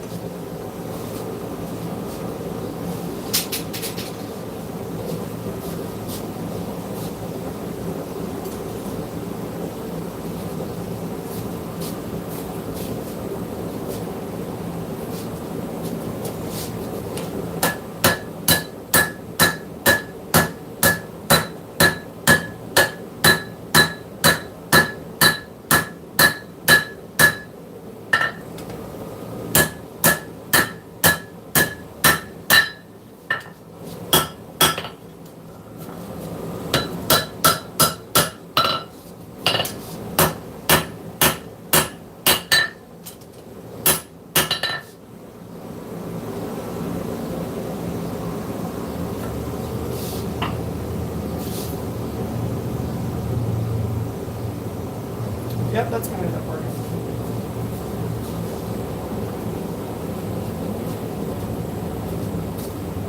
So what I'm doing, I'm going to zoom y'all in again to this little area. So what I'm doing whenever I'm forging right here, I've got a really good grip with these tongs. I am hammering. I'm hammering and I'm hammering it back into the anvil. So I'm coming back in like this, and I'm pulling on the tongs while I'm doing it.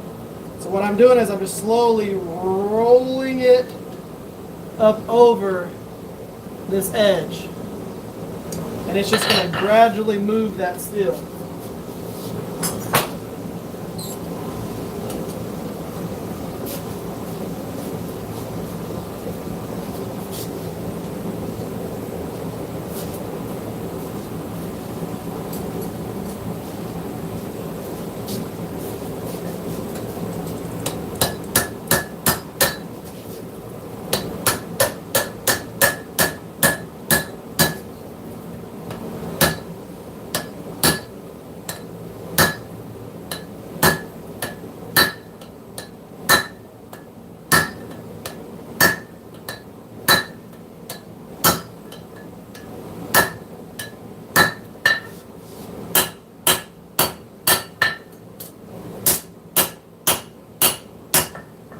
I left plenty of meat on the spine here, but you'll see this little bump that's right here will gradually just disappear.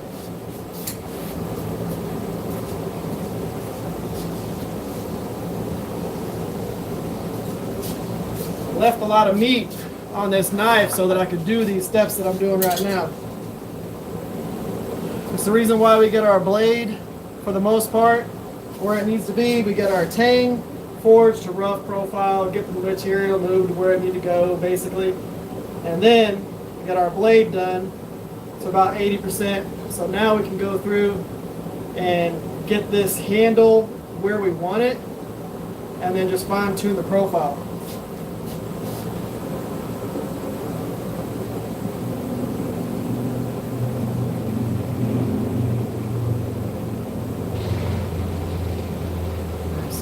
But should I go out and buy expensive anvil?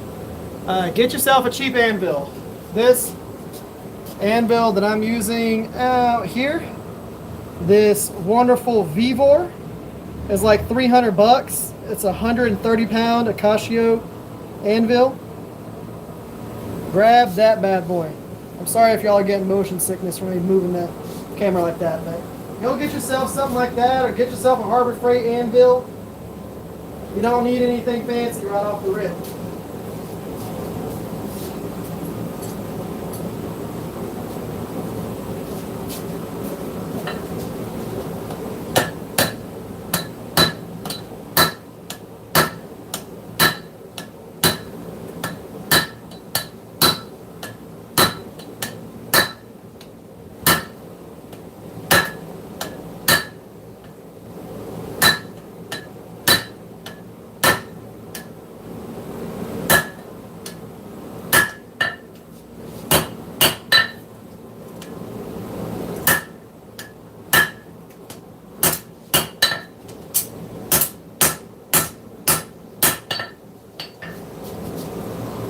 That little bump slightly just going away right there.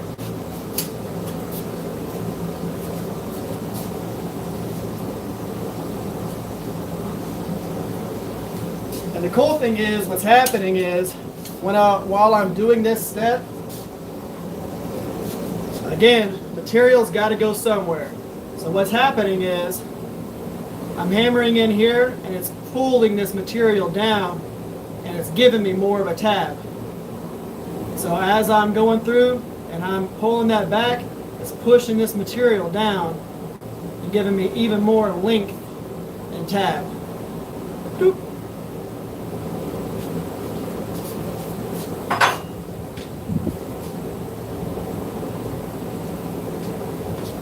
You learn anything from me, it's don't be afraid to just keep trying stuff until the thing finally works. Don't be afraid to hammer it with a particular hammer, and if that hammer doesn't work, switch to a different hammer. If that hammer doesn't work, switch to a different one. If that section of the anvil doesn't work, switch to a different section of the anvil. Try all the different things and learn as you go.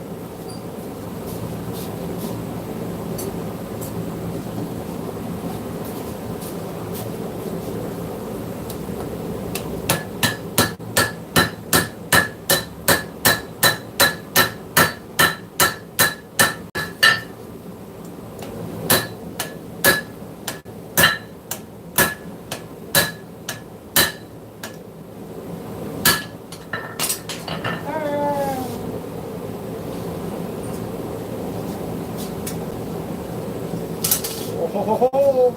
Calm down, Mr. Knife. As you can see, though, our bump is almost completely gone.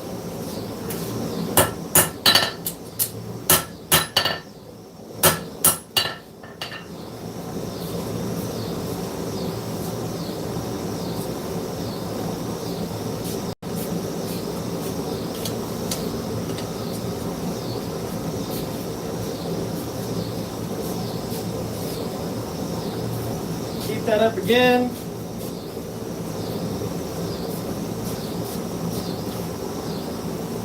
Should be able to do it this last time and be able to call that good.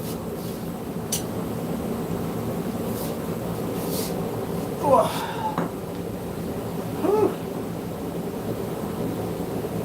Get back down here in front of the fan.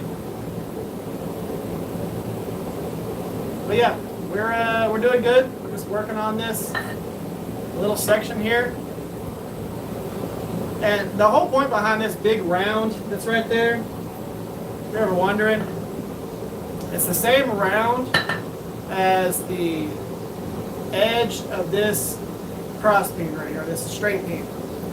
So whenever I'm hammering my integral bolsters, it's pinching at the same angle or the same round both sides. That lets me clean up the bolsters real evenly whenever I do integrals and round on both sides down into the Picasso area.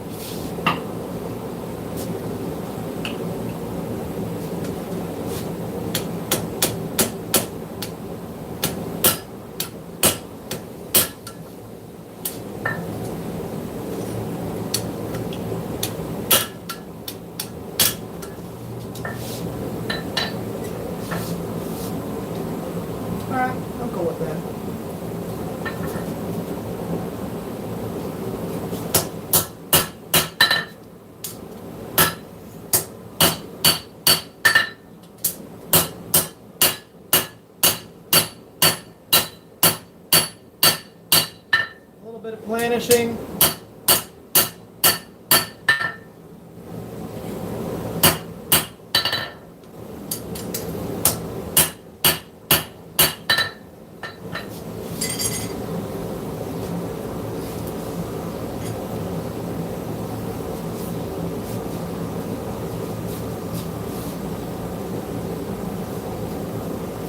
And now what I'm gonna do, let's back y'all back off just a little bit. There we go. Now what I'm gonna do is I'm going to create this transition. Let's grab a little line.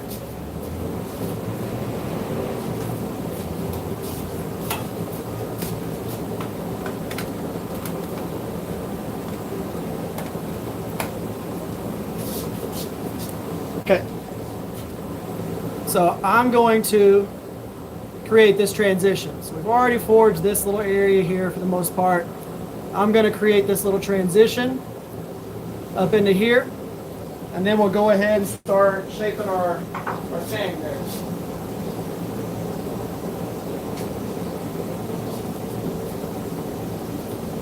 So we'll let that heat up.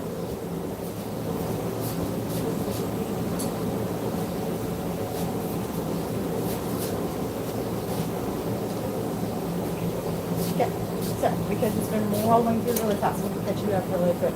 Trevor here is from Kentucky. He and his son are just getting into bladesmithing and all of that, and he'd asked about does he need to get an expensive forger and one for freight work, and just he has a 1x30. So just kind of go over some of the basic tools that you started with and how you started. Yeah. I did mention that you have a ton of videos, which you might. I can definitely go over that. So I'll wait for that tang to heat back up. So all you really need, again, is an inexpensive anvil. I make my own forges. So like a forge like this, you can watch a YouTube video. You can watch a YouTube video and buy fire bricks and burners off of Amazon. Or you could just get an inexpensive 2-burner forge off of Amazon. I think they're a couple $100. Now, none of this is super cheap. Doesn't really matter. Tools are not cheap, they're expensive. Even ones that are inexpensive still cost a lot of money.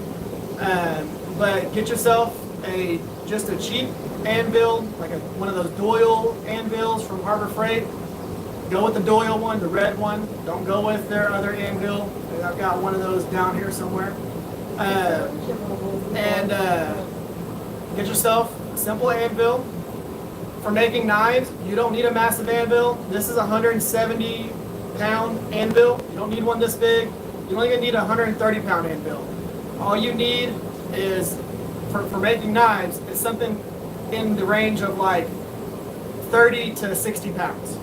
You don't need anything super crazy, unless you're making swords and all that stuff. You can modify hammers from Harbor Freight. You can make hammers like these right here. A cross peen, straight peen. You can make a rounding hammer. There are videos on YouTube teaching you how to do that. And I would just keep using my 1x30 for as long as you can. I used a 1x30 for a ton of knives before I ended up making my 2x48. And then I went to a 2x72 after that. But this stuff, you don't have to buy expensive things to get into it. You just gotta start. You still have two 1x30s. I do still have my 2 1x30s. I use them for sharpening and other things. And then the drill presses knives and bands. You would think my shop was sponsored by Harbor Freight. So right now, we need to change where this transition is.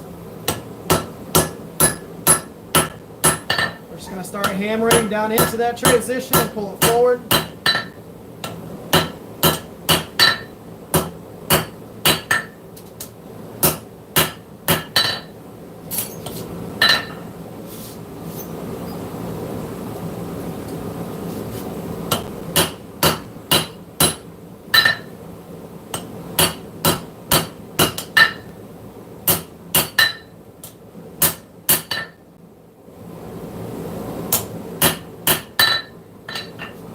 Okay, I've pulled it forward a little bit.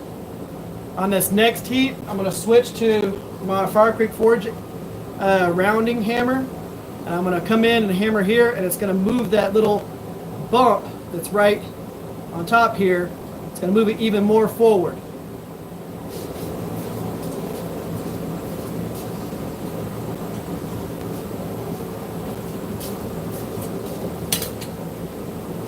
Switch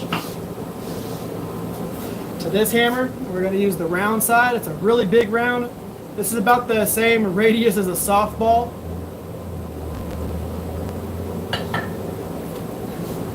Dark Miracles with just the angle grinder. I agree. I use my angle grinder for a lot of stuff.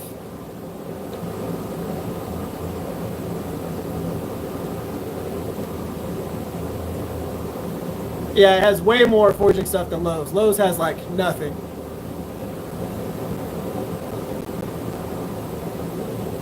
Yes, the 1x30 belts do dull pretty fast, but you can get nice belts from like Phoenix Abrasives and things like that. You can get good quality 1x30 belts versus just getting the ones that are on Amazon or getting the ones from Harbor Freight. If you get the nicer ones from like Phoenix Abrasives and a few other people, you can actually get pretty nice belts. But they wear pretty fast because they're a lot shorter and you're using the abrasive more often.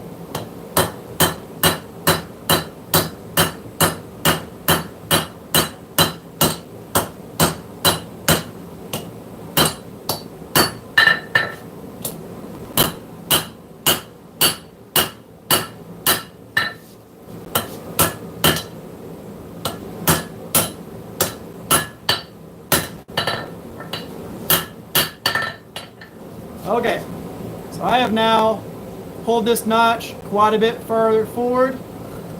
Should be good for my finger. What I'm going to do now is I'm going to go ahead and see how we are here size-wise. I'm going to go ahead and planish the tang to make it the same thickness as the blade. That brought down.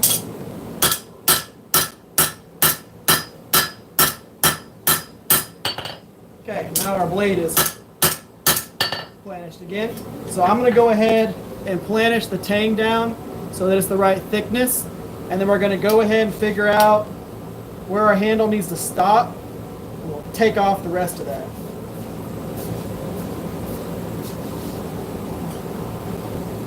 I'll do one of two things. I'll either take off the rest of it, or I'll go ahead and shape the handle and leave that excess, and then I'll just cut it off tomorrow whenever I refine the profile.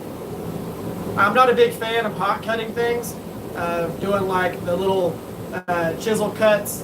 I don't like the way that looks, because what ends up happening is it pinches the steel and cuts it off, and then you got to end up either cleaning that up anyways later, or you got to go through and try and forge it back in or whatever. Either way, it's going to look ugly.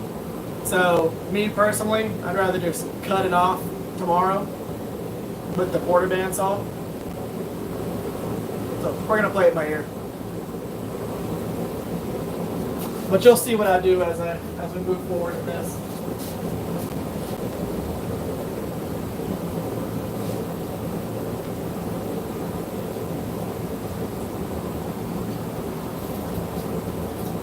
Just going to come in and thin this out.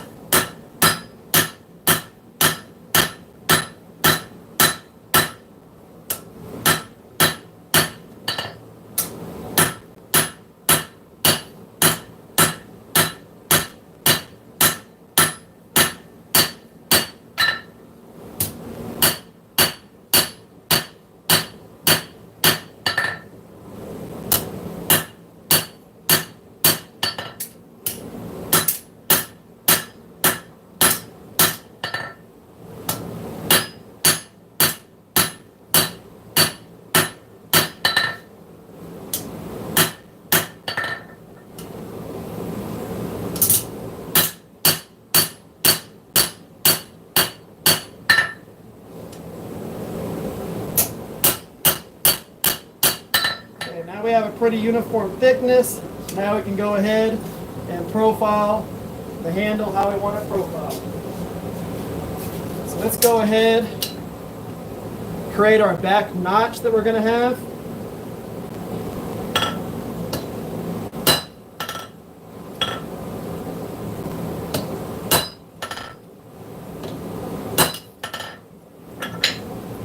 That's a little back notch. You can't see it too much, but right there. You'll see what that turns into.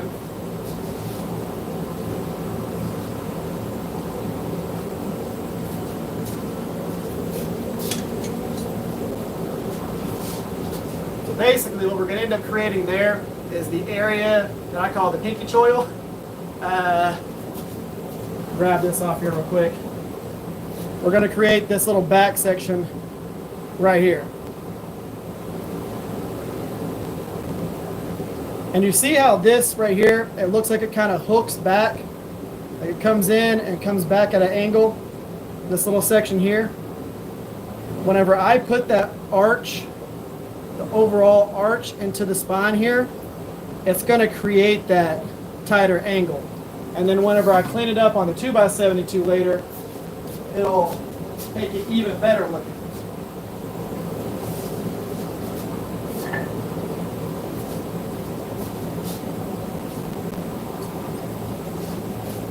You know, one of the cool things about having Frank and Nita as a hammer sponsor or as a sponsor for the channel, you know, they don't care if I use like Elijah's hammer in these, even though they're sponsoring the live streams. If I use something like Elijah's hammer from Fire Creek Forge, they don't get upset. I use John Norwood's hammer from Old Hickory Forge, they don't get upset. A lot of sponsors, you have to use exclusively their stuff in the video or they get all crazy about it. Frank and Nita with Two Bastards, they do not bother me on that. They just tell me to use what I want to use.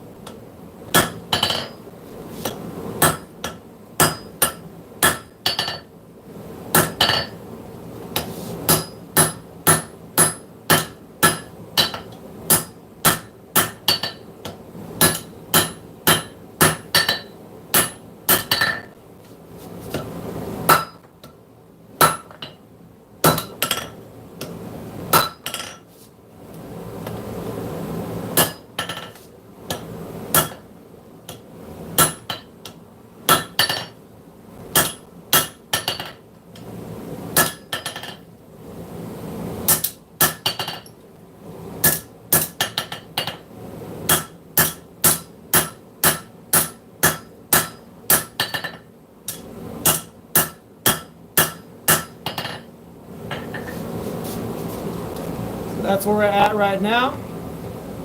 Slight little handle profile. You'll see that change as we go.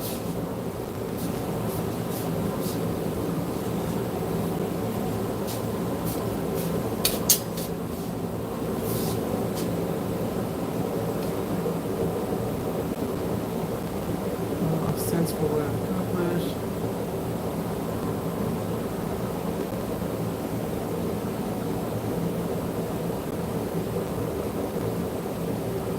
Well, I'm happy to have y'all here, and it's nice having this shop. I built it with my own two hands, so everything that's the whole shop and everything, it's actually on the channel. I tore down an 11 by 11, and then built this quite a bit larger shop where that little shop was.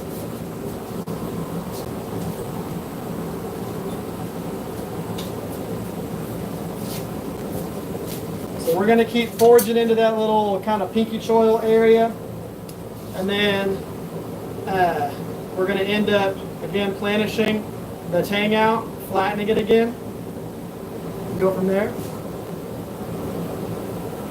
Well, it's awesome having you here, Hero. So I do not do this full time. I actually work for Pepsi as my main job, but I was a full-time bladesmith for about 10 months in between my last job and working for Pepsi. So I did this every day. And then I ended up going and working for Pepsi. Now I do that most of the time, and then I focus on YouTube and making knives for the website so that I have inventory there, and then creating content for people to learn from.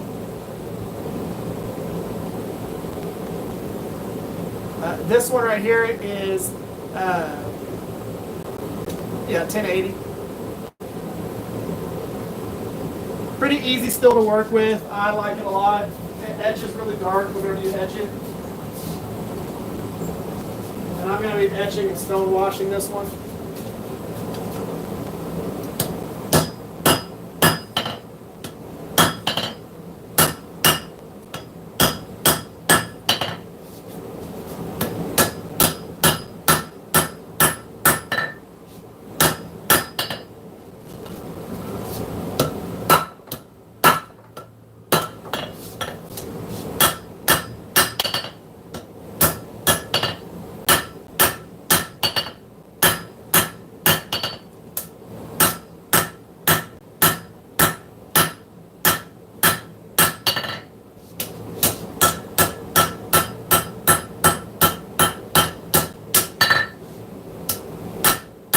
I'm going to tell y'all something. So something to look out for. If you're going to come in and you're going to hammer in the belly of this, just be mindful of your hammer blows. Because one, if we're trying to keep this little notch right here clean, if you accidentally hit that once right here on top of there, it's going to mar it up and make it ugly. So just be mindful whenever you come in and you start hammering in this area, you keep everything clean.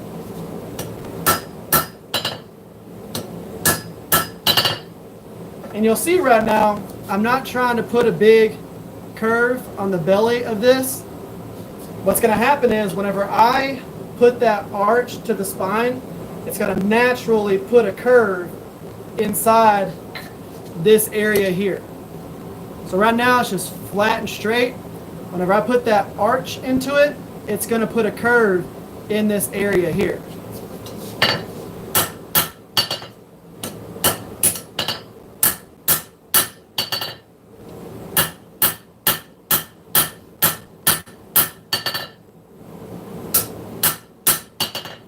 Go back in the forge.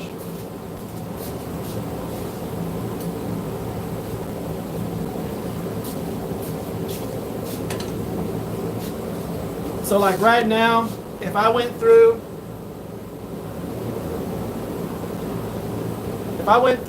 and put that arch into that belly of that, whenever I went and I curved it, it would get super arched on the inside there.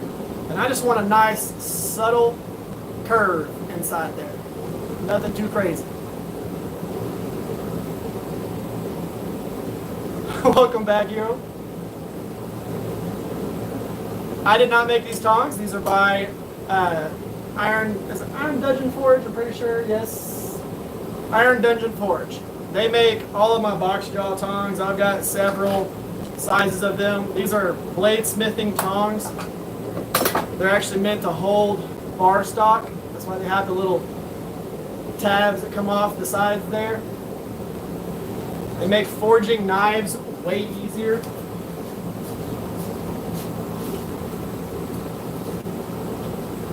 Do a little bit of cleanup. I don't want it super hot to do what I'm about to do. So we're just doing a little bit of cleanup.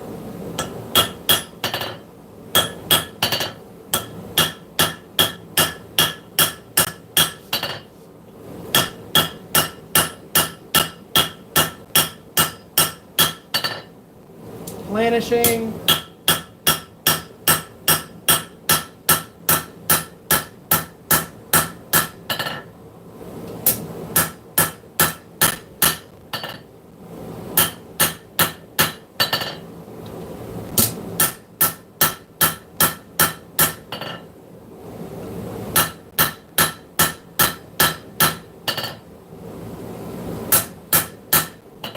Okay. So now we got it planished to the right thickness. I'm not super worried about it being super straight because we'll fix that whenever we go through and we planish the whole entire thing together. Right now, I just want to go ahead and put the arch into it. So you can see, I want to show y'all completely the profile that you have right now. I'm going to switch tongs. So you can see what changes when we do this. Right now, we have the tang all the way out here. It looks like a wonky shape. This opening is really wide. It's a big opening right here. Everything's out of the way, all of that. We're gonna bring this quite a bit down. This right here is gonna almost come even with this little piece right here. So you can see how much further that's gotta come down in order to achieve that.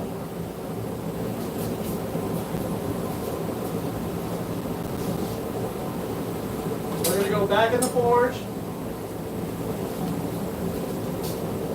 So what we're gonna do, I'll turn the anvil so y'all can see this.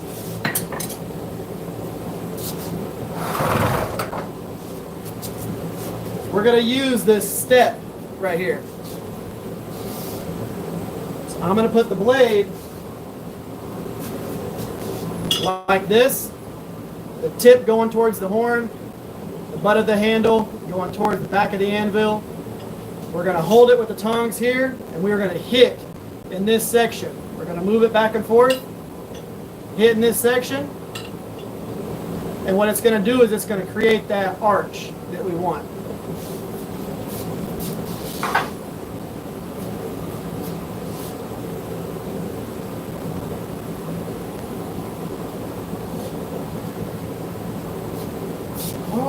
Okay.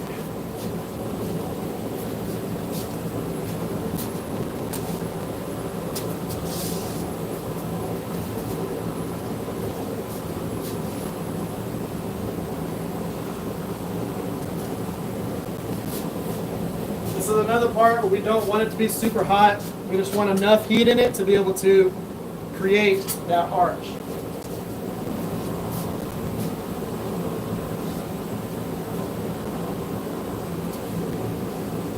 The whole point behind that is so that it doesn't put a whole bunch of dents in the spine. Like right now, we got a big gap right there.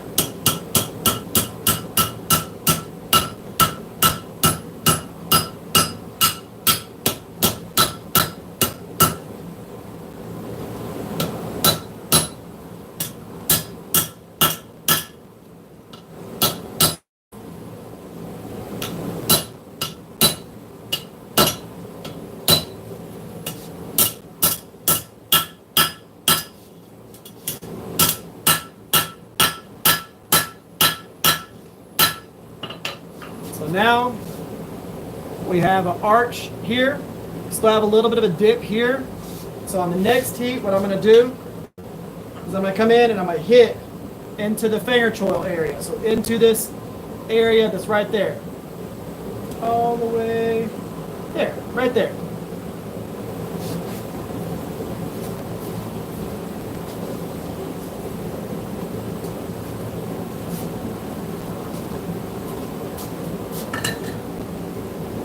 Just as easy as that to put that arch into there.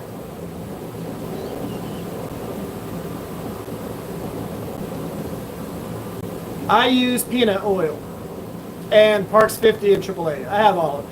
I've got Parks 50, I've got AAA, and I also use diesel, and I also use peanut oil.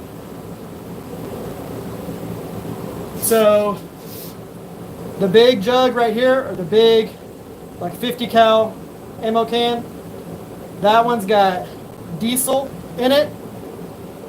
This is peanut oil in the smaller can.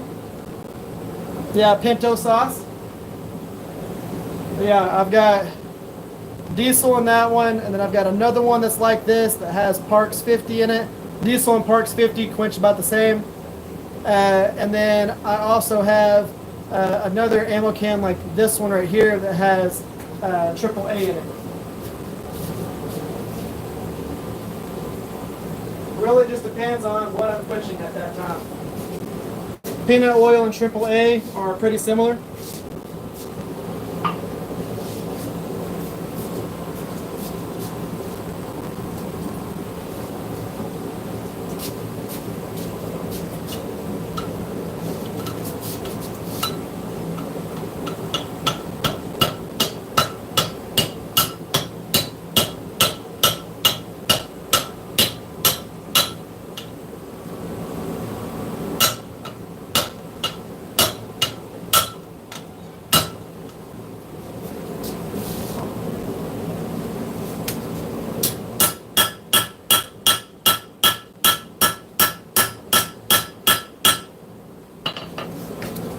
As you can see, we don't have that big dip here anymore.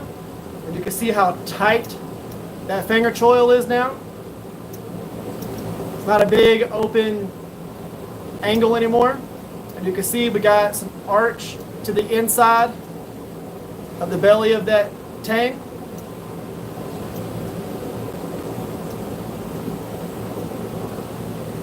Just like a soap.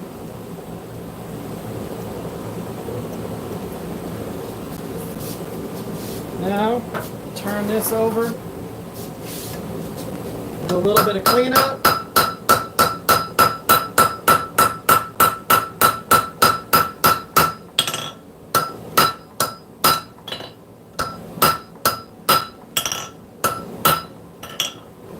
Heat it up one more time.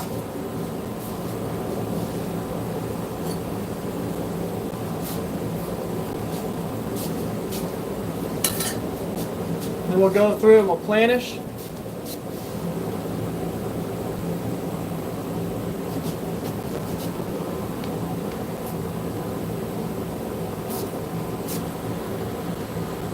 Oh, diesel. Let's see here.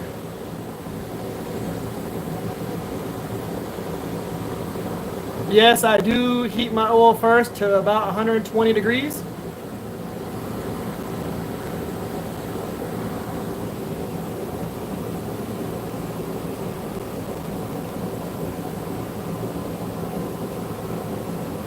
I am making a knife. We are doing something as close to this guy right here as we can. I'm going to pull it out here in just a second and you'll be able to see what it looks like right now.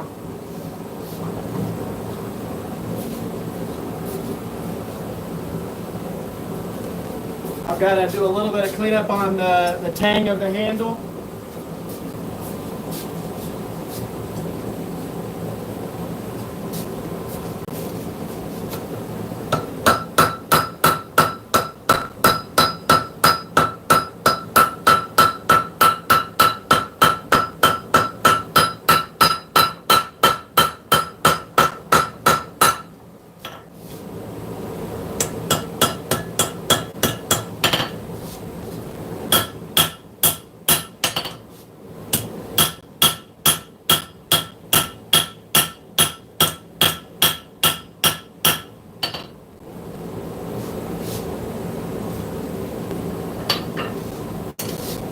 So, to give you an idea of what it actually looks like right now, not even an idea, to show you what it looks like right now. So this is what we've forged so far. Now, of course, this back section will get cut off right here. But we forged this tab down, of course, did the whole, what I call the finger choil, what a lot of knife makers call the finger choil, all the way back to the back one right here. Blade profile done. Nice arch to the spine. I think what I'm going to do is I'm going to end up pulling the tip up just a little bit. Bring it up that way just a hair.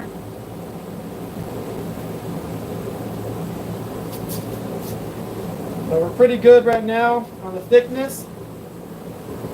I'm just going to end up planishing it a little bit.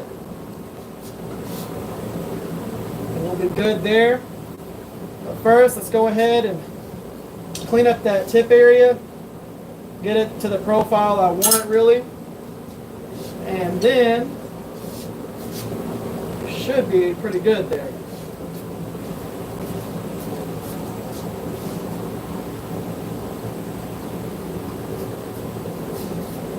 So I'm just going to bring that tip up just a little bit.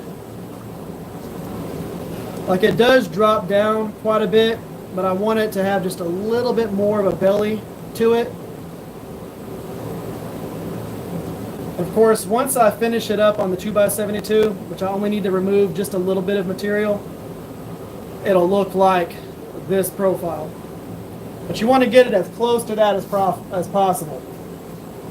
You know, your idea size. You want it as close to what you already have drawn as possible. That way you're not grinding and removing all the material. Making a handle that looks like a rifle gun stock. I don't really do much of that.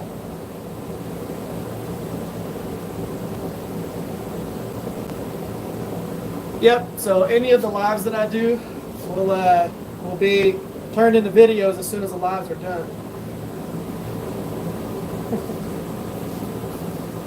My little wild cats that are, had babies underneath my main shop are out here watching me right now. They're super shy, so they don't actually come out into the shop, but they're super skittish.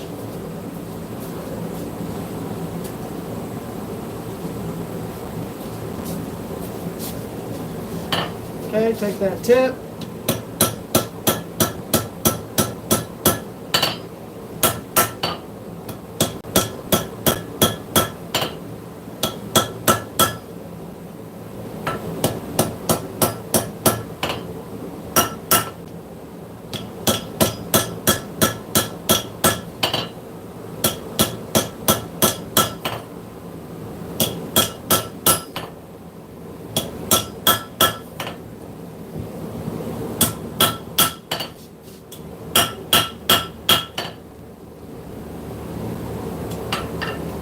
Okay, brought the tip up just a little bit. I like this profile. I think that's going to be a good looking knife once I get it cleaned up how I want it to be. And then I put bevels and all that into it. I think that's going to be an awesome looking knife. Okay, so we're going to do one more heat, planish the whole entire thing. All good.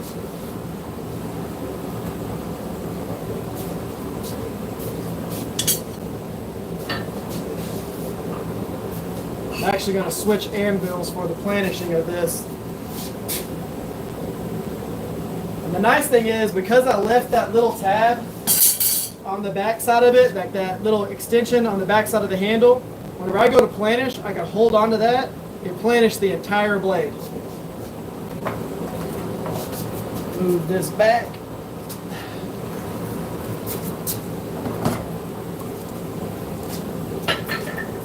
Bring the other anvil over.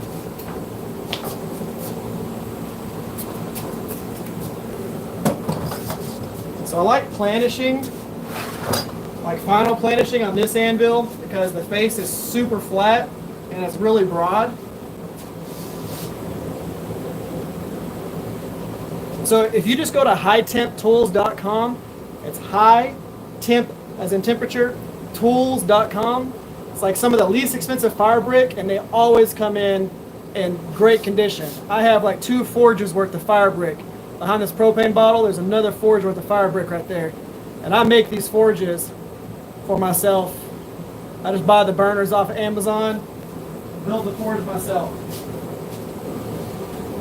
You don't need a super crazy fancy forge. The fire brick insulates and does all the stuff it needs to do. You don't really have to mess with anything.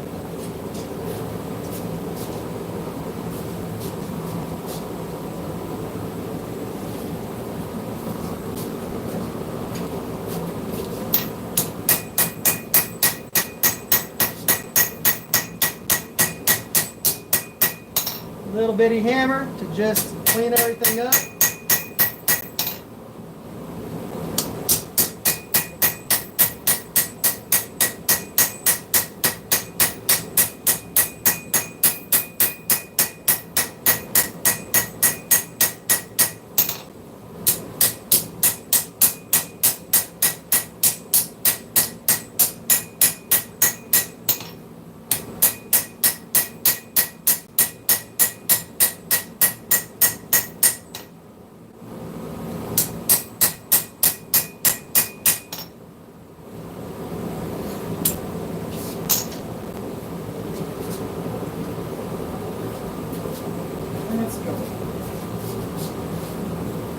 I don't have the whole entire forge active right now. I've got a fire brick at the halfway point, so I'm only using one burner of the two right now. I'm only using 9 inches of the 18-inch chamber. So I only put the knife in there so far.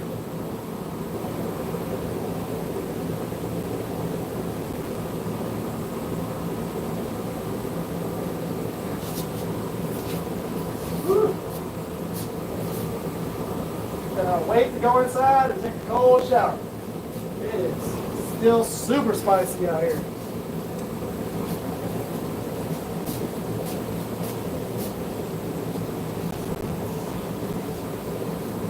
All I'm doing right now on this heat is just planishing the tang, and then we'll be right where we need to be.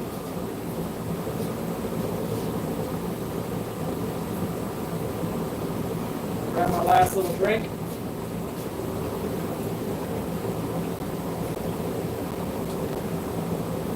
Okay.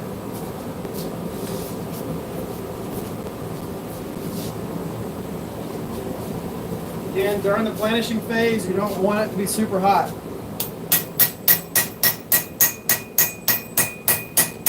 So I'm fine tuning it at this point.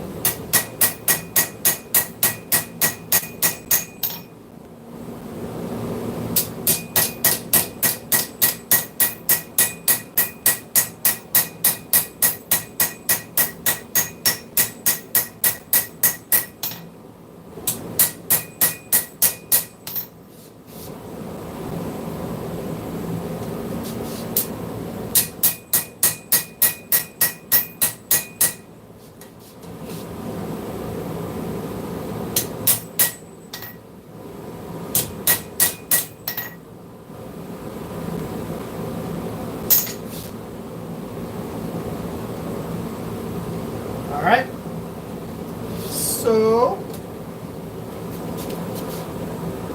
we are nice and straight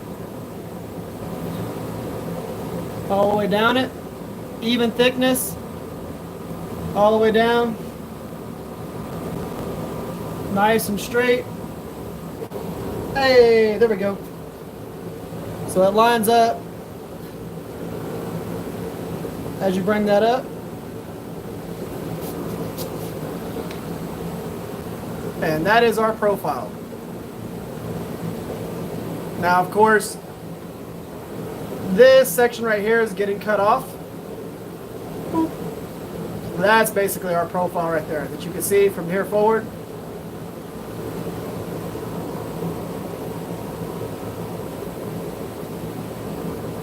Nice chill profile. It's awesome having you here, Trevor.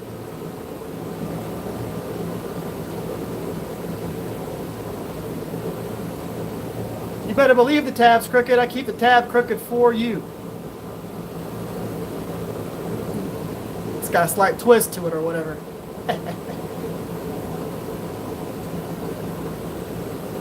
But yeah, I like the way this is looking. I think I'm going to like it even more whenever I clean up the profile a little bit on the 2x72.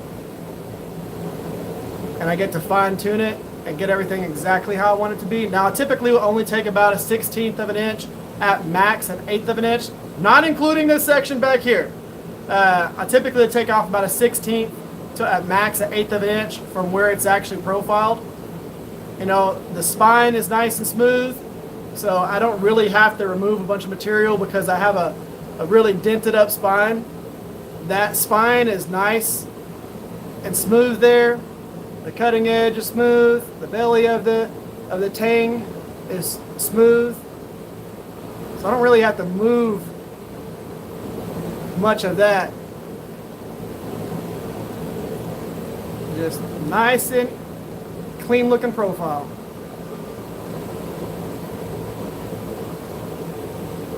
But it's nice and straight, that's for sure. And it's got a good even thickness throughout the whole entire thing. So that's going to go back in the forge.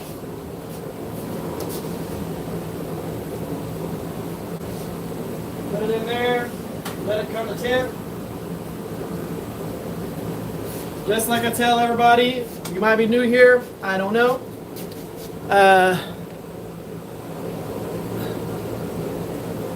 No, this right here is not sealed at all, and it's just as effective as it being sealed.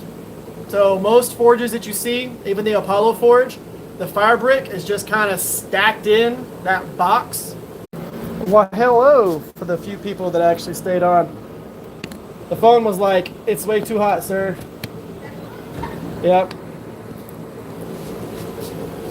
There we go. The phone was like, "It's a billion degrees in here, my guy." So if my phone gets too hot, then yeah, I just rewrote that at the top. So where was that?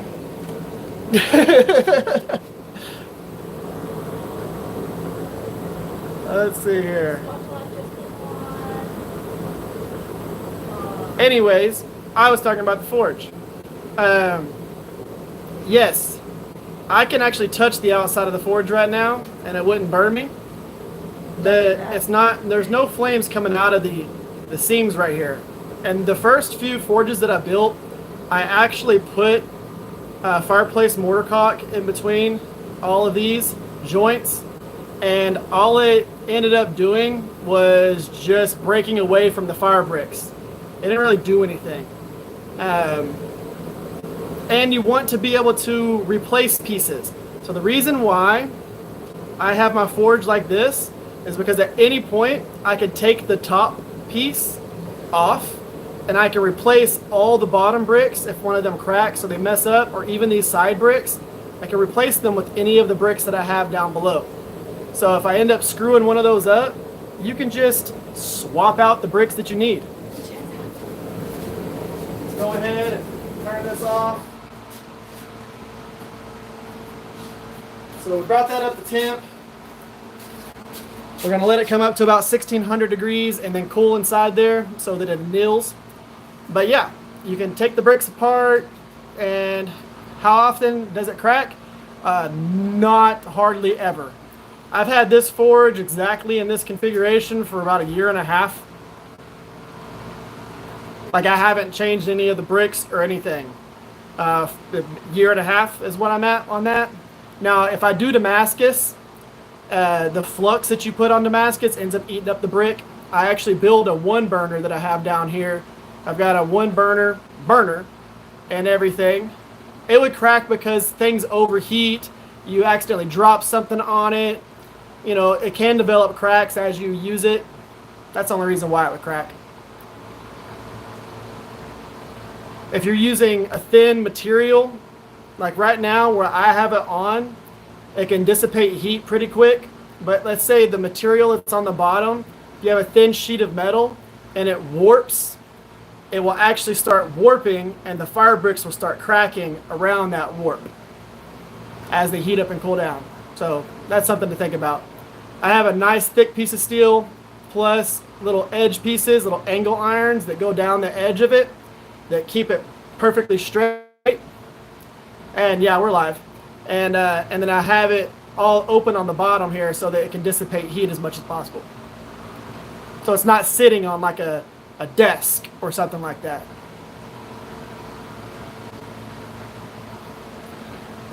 So we just got done forging roughly this profile right here. This is the knife we roughly forged last week, which looks like this right here. So that is what we made last week based on this design right here. If I can actually show you that. Of course, it's a lot longer. But yeah, this was one that we did last week. And then because I liked this little tab, this little guard piece that we put in here, I designed this knife right here, and that's what we made tonight. Now, of course, I'll go through and I'll clean it up a little bit, either tomorrow or Monday, depending on what time I get off work. And I'll share a picture of it. I share pictures of them on the Discord channel. and go from there. It'll be fine if burners goes top down, not side. So I'll tell you the reason why I don't put the burners at the top is because what ends up happening is you put your steel in there and the burner's blowing heat directly on top of your steel. That's a pain in the butt when it comes to heat treat time. You gotta like move your knives to the side and hope that the burners don't blow straight on it. If you put them in the side like I have right here, what ends up happening is it creates a vortex in there. So the burners are actually at the top of these fire bricks. So they're blowing at the top of the wall. That flame is coming down the wall, turning back to the other wall that the burners are actually on, coming back up, and it creates a vortex inside there. So the heat is really even inside the forge. Instead of when you have the burner in the center and it's blowing down on the center, you got one really hot spot in the center of the forge and then cool spots on the sides. This, the hot spot, is all the way up at the top of the wall, so the rest of the chamber is a nice even temperature. I'm about 4 forges into this right here. I've made 3 other forges. This is my 4th one, and that's how I designed this one, to be able to create that vortex on the inside of it. These are just burners off of Amazon. Nothing fancy. It was like $109 for the pair of them. They've got little valves on the top of them to adjust the air, and then they have another valve to adjust the amount of propane that goes through them. But they're just little burners off of Amazon. And I just have them welded to this plate that's on the side here so they don't move around.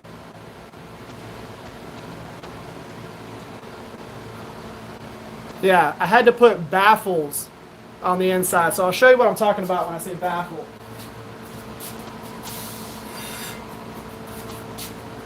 So I had to put pieces of angle iron like this. So this is just from the flame blowing down on it. You see all that scale and all that crap that's on there? That would be happening to your knife. So basically what would happen is I put this inside the forge so the fire brick's underneath it. I would put the knife on the inside here. The flame would blow down here and then move all the way around the forge and get the whole forge hot, but it wasn't actually blowing directly on the knife. So you put a baffle, that's what we call this, is a baffle. And it lets you get the whole entire blade hot evenly whenever you have a top-down burner. Whenever you have the burners blowing in here, you don't need this because the flame's never touching. It's never actually on the steel. It's blowing at the wall at the top. But if you have a top-down burner, you can put something like this in there or a square tube. You put your knife inside that, and it dissipates the heat around it and makes sure that it has a nice even temperature.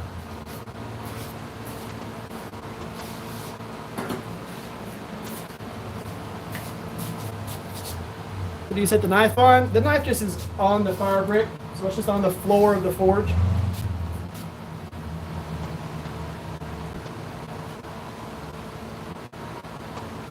So just inside the chamber there.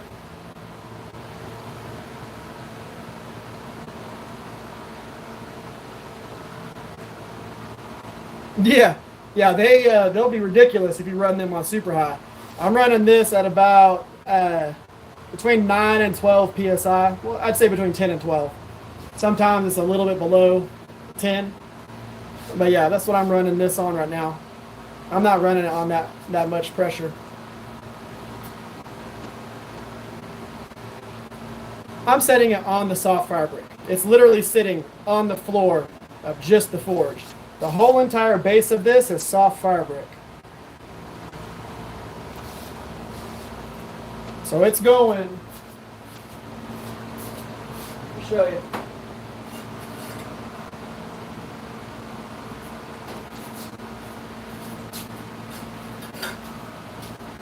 It's going directly on the fire brick at the base of the forge. It's going just right inside that little chamber.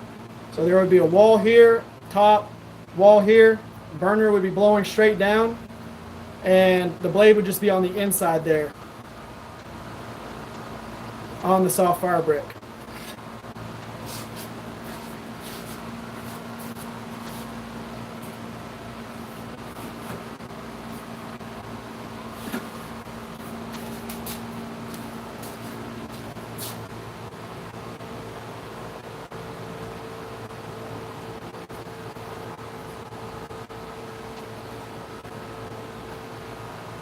Let's see here.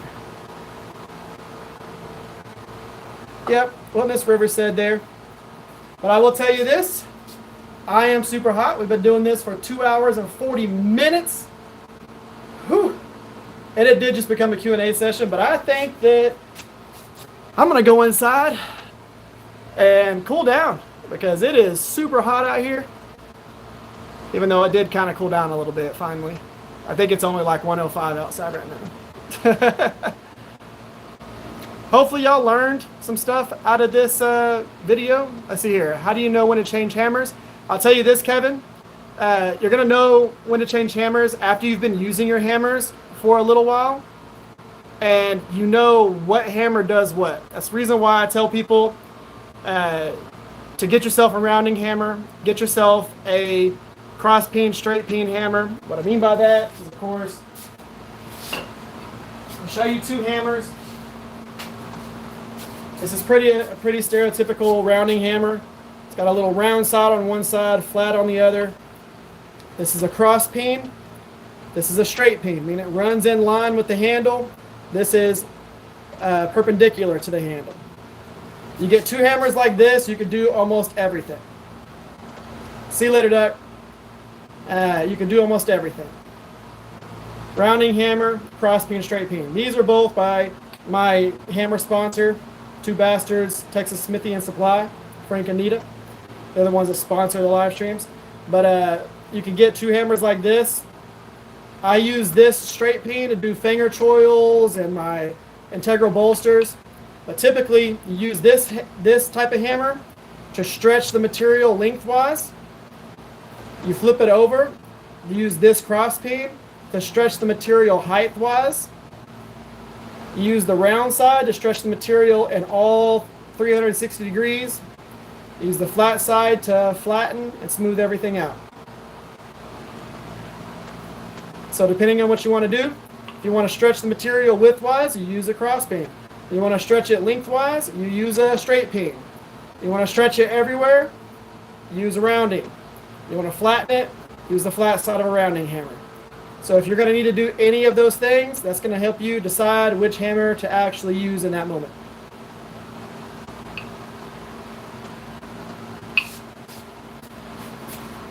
So hopefully that was helpful. It's a good mid-size anvil. All you really need for knife making is something in between 30 and 60 pounds. This is a 130-pound anvil. My other anvil is a 170-pound anvil. You don't really need those. You can easily do a lot of this with a smaller anvil than this. You can get the Doyle anvil from Harbor Freight. It's a red anvil. It's nice cast steel anvil. It's pretty inexpensive. You'll be good there. This is by Vivor. They sell this same anvil in smaller sizes. You can get it off their website at vivor.com. And you'll be good anvil. These are cast steel anvils, and a lot of people have tested these and done pretty crazy stuff with them.